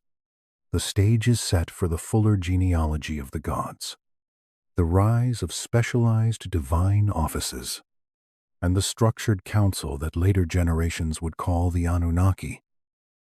In the next movement, we begin meeting that larger divine bureaucracy, but we meet it with better eyes now. We know what lies under it. Womb, foundation, separation, and wisdom. The crowded pantheon will no longer seem like the beginning. It will feel like what it always was, a late and elaborate flowering of much older depths. Before we leave entirely, keep one more image near you. A scribe lifting a finished tablet from damp clay while a channel runs softly behind him. The marks on the surface begin to harden. Knowledge takes shape. Water remains nearby in case more shaping is needed. That pairing feels almost like a summary of Enki himself. Form, but not brittleness.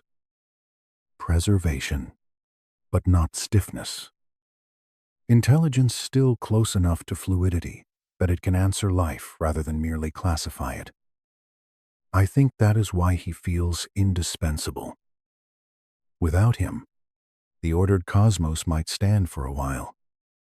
With him, it can endure, adapt, teach, and secretly care for those who live inside it. After Enki and Enlil have taken their places, after water, wind, decree, wisdom, separation, and hidden support have all entered the stage, the source finally turns toward the divine world most listeners think they are coming for from the beginning. The Anunnaki. Yet by the time we reach them, something important has changed in the mood of the story. They no longer feel like the first gods. They feel like the organized heirs of older realities, the administrative flowering of a cosmos already prepared by sky, earth, abyss, storm, and sacred intelligence. I have always liked that reversal. It is almost mischievous in a scholarly way. The famous names arrive last enough that their fame starts looking a little provincial. Not false, not unimportant, but late. Like a royal court stepping into a palace built by forces older than its own bloodline. The source moves into genealogy here. And genealogy in Mesopotamian thought is never merely family gossip stretched across centuries. It is structure. When a god begets another god, a function is often being sharpened, a jurisdiction clarified, an aspect of the world brought into focus. Divine descent is administrative refinement.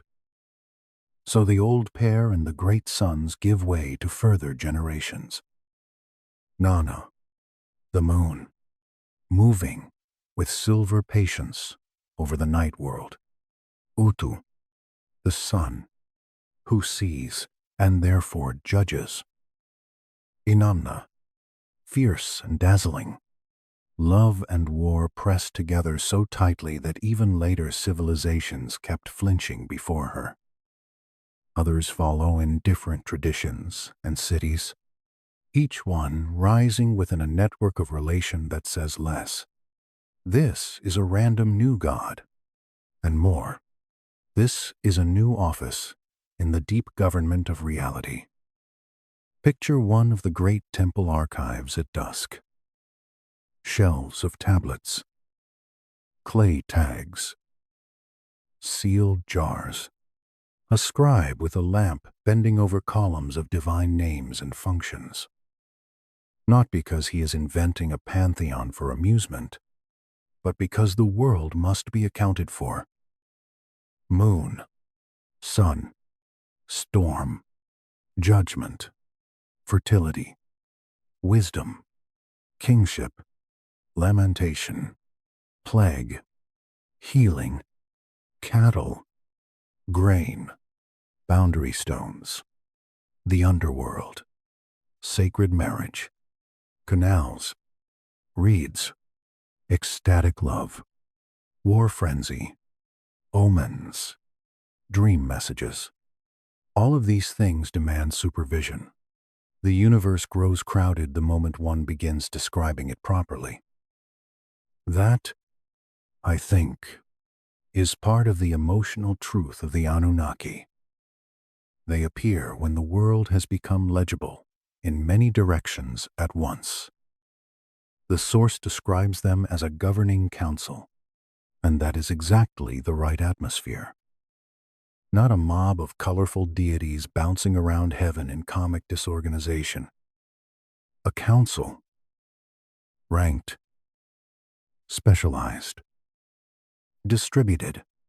If you have ever sat through a long institutional meeting where everyone seems to have a title, a jurisdiction, an opinion, and a strange belief that their department is the spine of the universe, then you already possess some intuition for divine bureaucracy.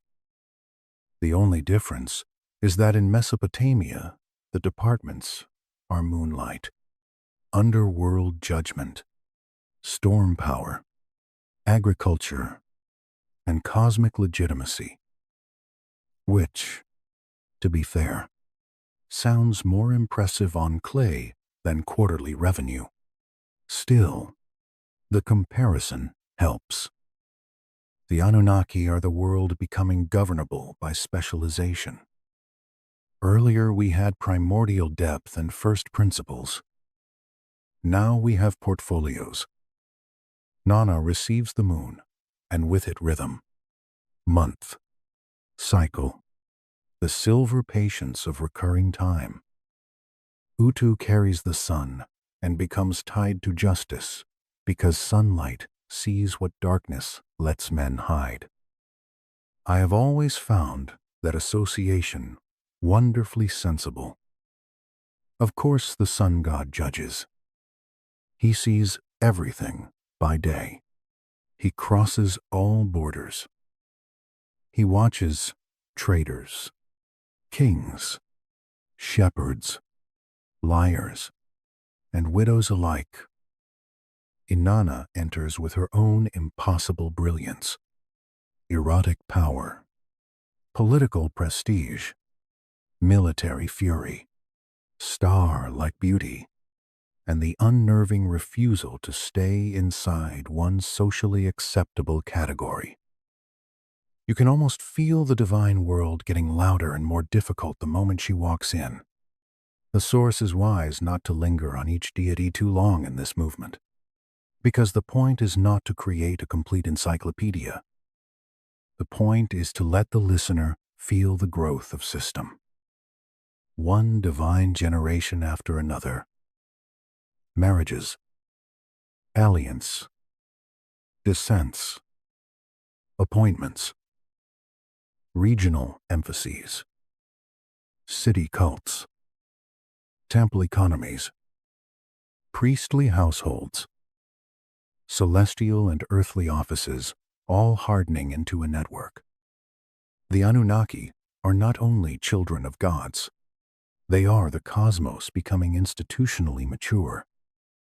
If you stand with that long enough, the whole Mesopotamian world begins to look like a reflection of divine administration. Cities below mirror councils above. Kings seek ratification from older powers. Priests keep lists because heaven itself seems to like lists.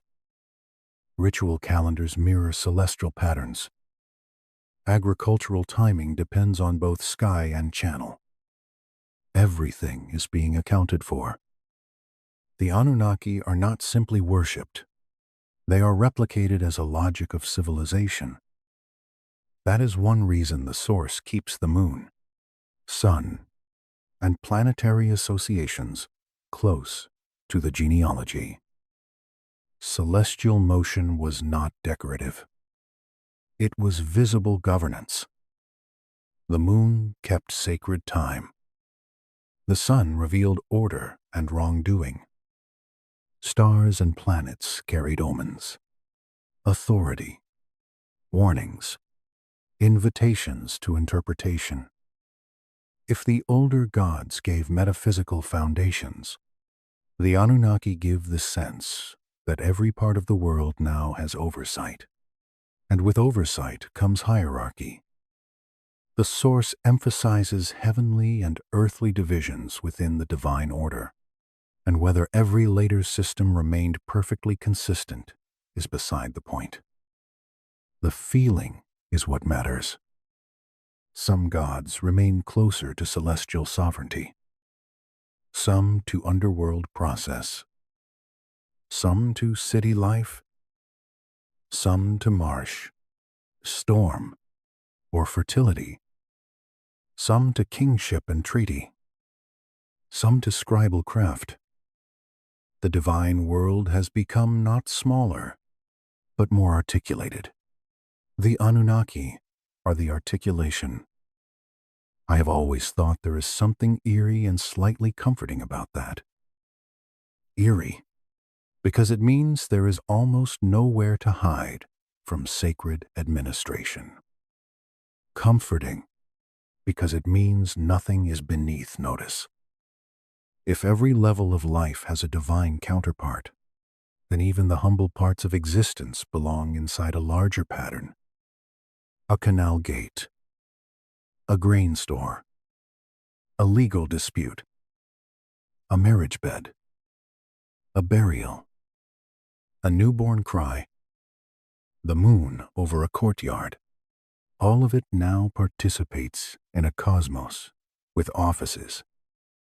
The source also points out that divine marriages matter in this expansion. Of course they do. Marriage in myth is rarely only romance. It is jurisdictional joining, a city cult linking with another, fertility joining kingship, love joining war, moonlight generating solar justice through succession, new functions emerging from established powers. One can feel the old primordial marriage of An and Ki echoed far below in these later pairings, though now translated into specialized institutional life. Picture a sacred festival in a major city. Drums low in the evening. Incense. Processional statues or symbolic emblems moving through torchlight. Priests reciting lineages. Scribes noting offerings. Musicians repeating old melodies. Citizens watching with that mixture of devotion and curiosity people always have when something holy and political are happening at the same time. The divine family is not an abstract doctrine here. It is being performed into public reality. The city is reminded which gods sponsor it, which powers sanction its king, which cosmic offices overlap in its streets. That is another reason the Anunnaki feel so consequential. They are not merely thought. They are enacted. The source is especially strong when it describes the council dimension of their rule. Deliberation, decree, ranking, decision-making, adjudication, allocation of tasks. This is where later flood stories, underworld judgments, and creation narratives start making bureaucratic sense. Councils decide. Councils punish. Councils allocate labor. Councils grieve. Councils revise. Once the Anunnaki have formed, mythology gains an institutional memory. There is somewhere for authority to gather, and once there is a council, there can be dissent within order. That matters too.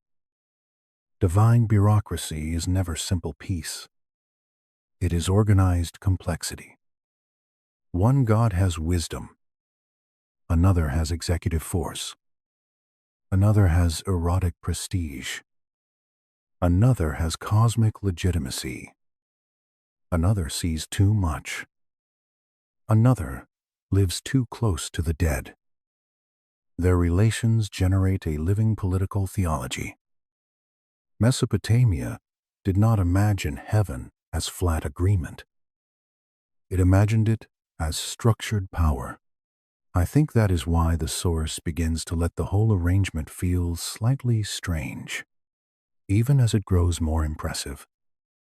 the deeper we go into divine administration, the more it resembles human administration, and the more human administration begins to resemble a divine echo. Is kingship sacred because heaven is organized? Or does heaven get described through the categories of palace and temple because humans have learned to think in institutions? Probably both. And that reciprocity is part of what makes these myths so rich. There is even a touch of dry humor hidden in this if you look sideways at it. Every civilization with enough scribes eventually starts imagining the universe as something that could benefit from good records. Mesopotamia simply had the courtesy to admit it. And yet, the Anunnaki are not merely paper-pushing gods. Their offices are luminous. Nana still crosses the night. Utu still burns through darkness. Inanna still unsettles every neat distinction. Storms still arrive. Fields still grow. Women still give birth. Dead men still descend. Rivers still rise. The divine bureaucracy remains fully alive. It is not less sacred because it is organized. It is more unnerving because the organization reaches so far. The source also nudges the listener toward the underlying logic that makes this divine complexity possible. The me, cosmic powers, principles, forms, offices, realities so deep that gods can inherit them, guard them, distribute them, and perhaps even fight over them. This is where the story begins to pull downward once more. After all the genealogy, all the councils, all the specializations, another question opens.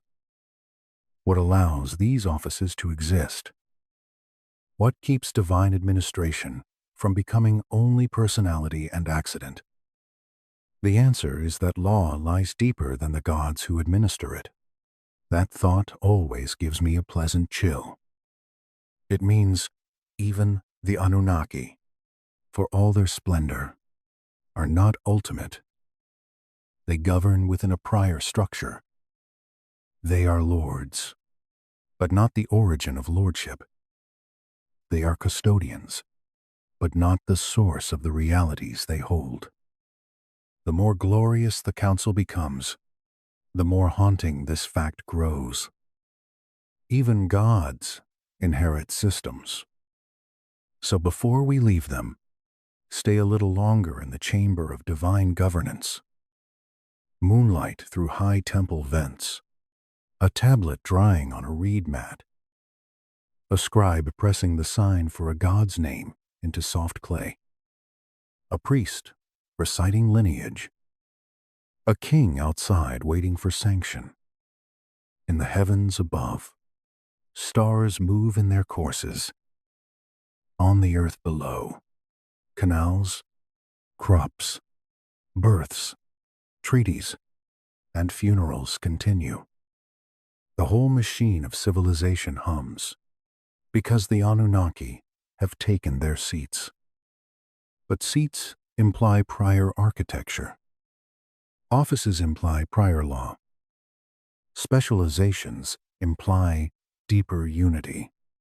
In the next and final movement, the source turns beneath genealogy and beneath counsel, into the me, into cosmic law, into the silent depth from which even gods may have arisen.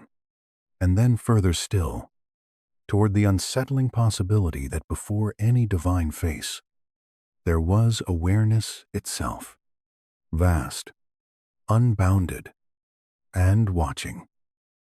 And there is one more reason the council matters so much in the source. Once the divine world becomes bureaucratic, memory becomes essential. A bureaucracy cannot survive on charisma alone. It needs archives, precedent, inherited offices, ritual repetition, the slow, boring miracle of remembering who is responsible for what. That is why clay belongs so naturally beside the Anunnaki. Clay remembers. A storm passes. A king dies. A priest is replaced. A city shifts allegiance. But a tablet fired hard enough can hold a divine office longer than any living voice. In that sense, scribal culture becomes the mortal echo of heavenly continuity. Humans keep records because the gods themselves seem to inhabit an ordered world where nothing important should vanish without being named. So the final mood of this part should be one of immense, slightly uncanny organization. Not chaos conquered once, then forgotten. Order layered, copied, specialized, distributed, watched. The Anunnaki at their seats, priests below them, kings waiting for sanction, scribes turning wet clay into durable memory. The whole cosmos beginning to resemble a vast administration whose beauty lies not in spontaneity, but in the strange fact that everything, from moonrise to burial, appears to belong somewhere. After the long descent through primordial waters, sky, earth, storm, wisdom, lineage, and the crowded splendor of the Anunnaki, the source makes one last turn, and it is the most unsettling of all. It asks us not merely who came before the Anunnaki, nor even what sacred depths produced An and Ki, or stabilized the world below them. It asks what stands beneath administration itself, beneath genealogy, beneath the names, beneath the offices, beneath all the gods who seem, from the surface of myth, so powerful and so old. That is where the me return with full weight. I have always thought the me are among the most extraordinary ideas in ancient religion. They are difficult to define cleanly because they are deeper than most definitions like to go. They are powers, yes. Principles, yes. Laws, capacities, proper forms, realities that make things what they are and allow them to function in the pattern meant for them. Kingship can be a me. Lamentation can be a me. Craft, sexual allure, justice, scribal, art, temple service, truth, falsehood, weapons, music. All these and more can be spoken of under their strange umbrella. The source is right to treat them not as decorative magical items, but as packets of cosmic architecture. In other words, the me are the hidden code of reality before modern people ever invented the phrase hidden code and began saying it far too often. The source shows that gods can possess the me, distribute them, carry them, lose them, guard them, or channel them. That matters enormously. If the gods can handle the me, then the me are deeper than the gods themselves. A king may wear a crown, but the office of kingship is older than any one king. In the same way, a god may govern a domain, but the governing principle of that domain reaches beyond the personality of its custodian. That thought turns the whole divine world transparent in a new way. The Anunnaki are no longer ultimate beings in the naive sense. They are bearers of older principles, high officials in a reality whose charter existed before their appointments. Picture a temple archive once more, but this time far below the public rooms. A sealed chamber, cooler air, clay tablets stacked in ways meant not for daily use, but for preservation. Some texts ordinary, grain tallies, land boundaries, offerings, others stranger, liturgies, omens, hymns, lists of divine names, then perhaps deeper still in the imagination than any actual excavation has reached, tablets that do not merely record transactions or myths, but point toward the frameworks beneath them, signs that do not only name gods, but hint at the powers by which gods rule. You can almost feel why ancient scribes were treated with such reverence. To write was not only to record life. It was to flirt with the laws hidden inside life. The source also nudges toward the possibility that cosmic law in Mesopotamian thought is mathematical in mood, or at least structurally precise. That seems right to me, or near enough to right to be suggestive. Measured heavens, repeating cycles, ritual timings, legal formulas, architectural proportions, administrative lists, human beings living inside patterns that seem both sacred and countable. The ancient world often felt alive because it also felt ordered. To discover law is already to discover something holy. And yet the source is not content even with that. It asks what underlies the law.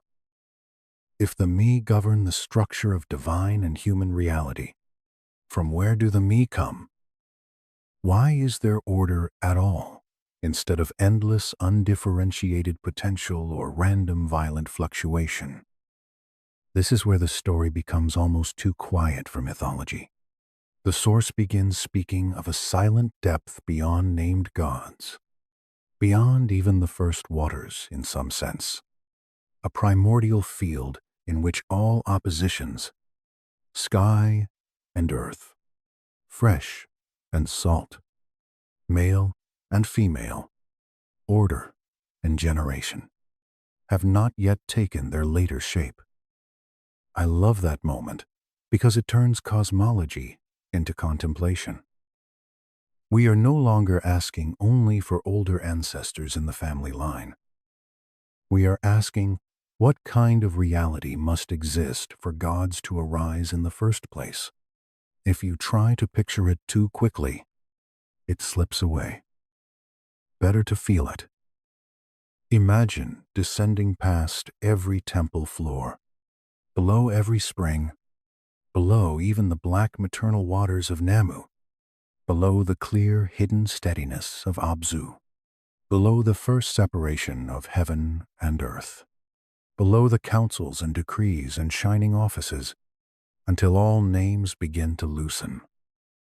Not darkness exactly, not light exactly, not emptiness in the dead sense, more like unbounded possibility, absolute stillness before form hardens enough to be called a world. I have always found that kind of sacred thought more frightening than stories about monsters. A monster is just a thing with claws. A silent pre-divine depth can undo the categories by which you know what a thing is.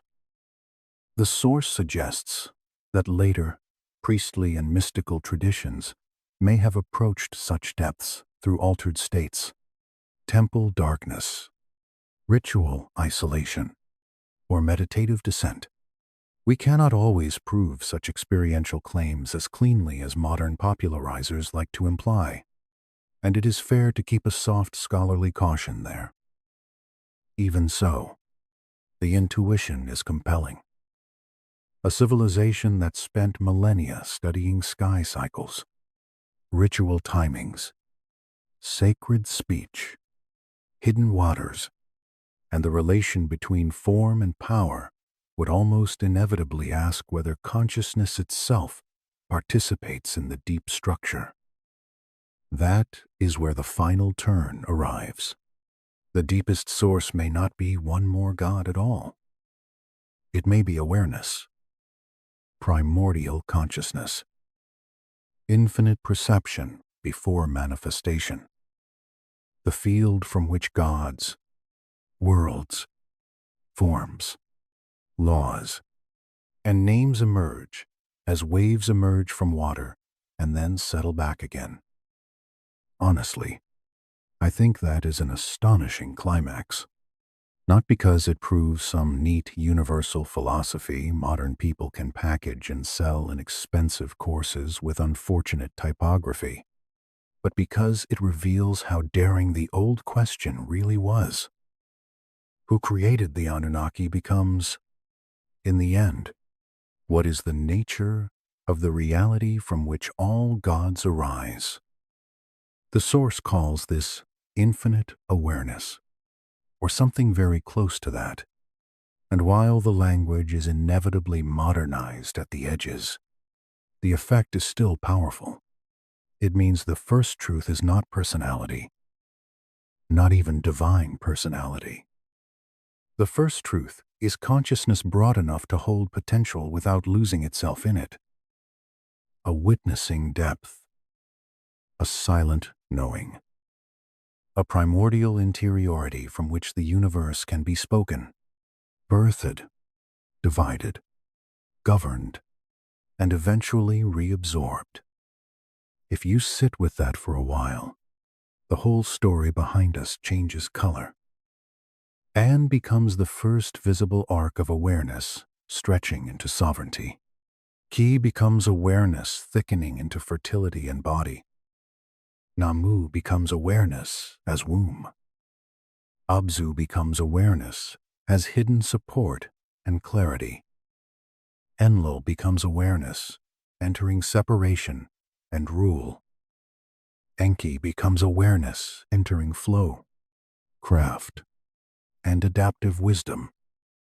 The Anunnaki become awareness distributed into offices. The Me become awareness structured into principles. And then, like a lantern being slowly covered, all those forms begin to soften again. The Source also speaks of return, and that is important. What emerges can also dissolve.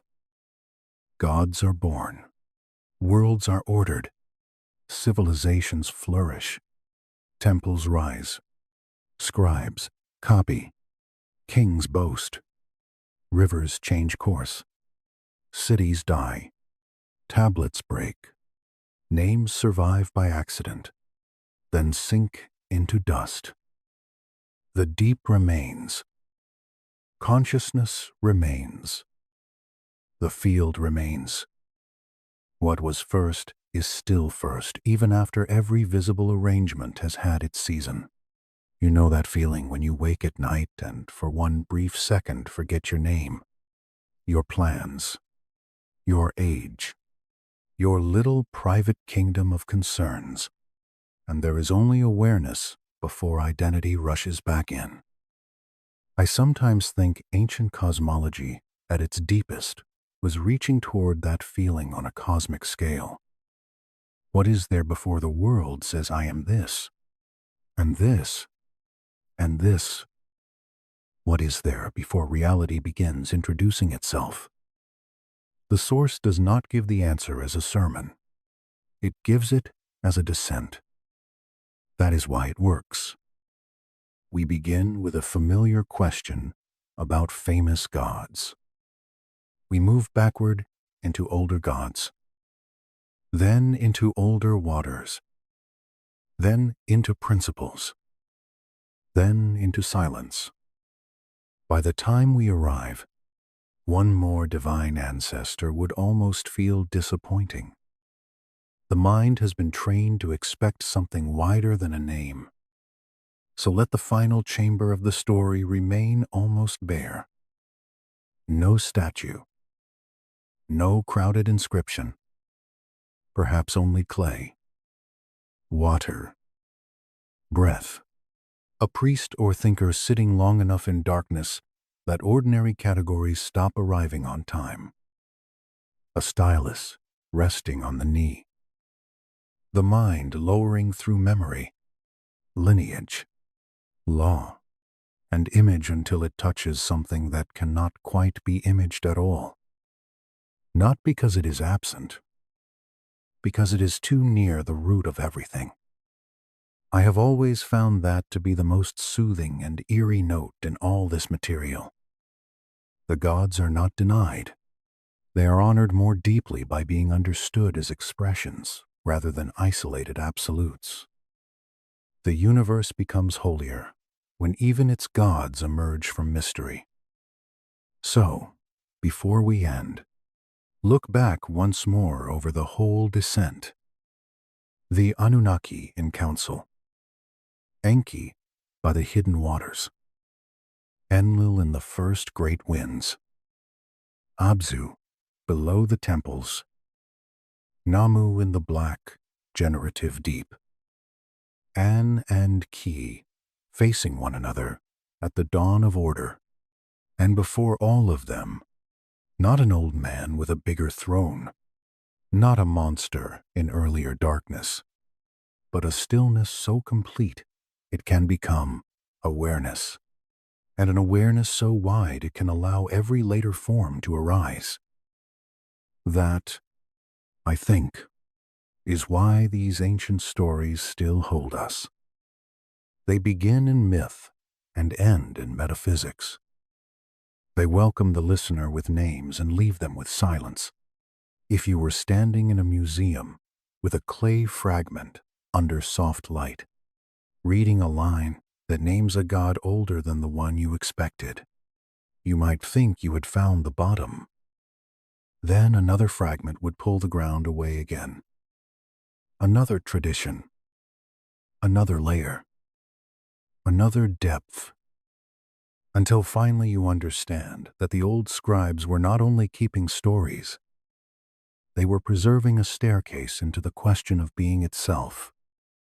And perhaps that is the gentlest final image for tonight. Not a thunderbolt, not a crown, not a war in heaven. A staircase. Clay steps worn by thought. Each level taking you lower than the last, or perhaps deeper inward, until the names grow quiet and only awareness remains. Immense, patient, unspectacular, older than every god who later received incense and song. The reeds still move by the marsh. The stars still hang over the plain. Underground water still touches hidden stone. A tablet still rests in the dark, holding signs pressed into wet clay by a hand long gone. The Anunnaki still gleam in later memory. But below them all, the first silence waits. Not empty, not dead, not lonely, only full beyond description. The source began by asking who created the first gods. It ends by letting the listener feel why the oldest answer may not have been someone, but the conscious depth from which every someone comes, and because the answer becomes silence rather than one more throne. The old myths become more compassionate than they first appear. They stop demanding that every mystery have a face. Sometimes the deepest sacred reality can only be approached by subtraction. Remove the later gods. Remove their offices. Remove the councils. Remove the names of sky and earth. Remove even the waters if you can. What remains is not nothing. It is the power by which something can ever appear. That is why the Source's final gesture toward consciousness feels so fitting. Awareness does not need to shout to be first.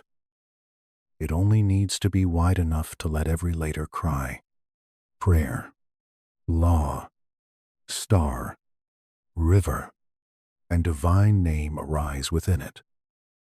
So let the ending rest there, in that almost impossible gentleness, the universe not hanging from a final weapon, but floating within a final knowing. The gods not erased, but gathered back into the depth that made them possible. Human thought coming to the edge of what it can say, then doing the wisest thing it can do, becoming quiet. In that quiet, the marshes of Sumer, the temple wells, the storm winds, the moon roads, the clay archives, and the great divine names all seem less like separate things and more like one long breath moving outward from a hidden center, then slowly, patiently, returning. Good night.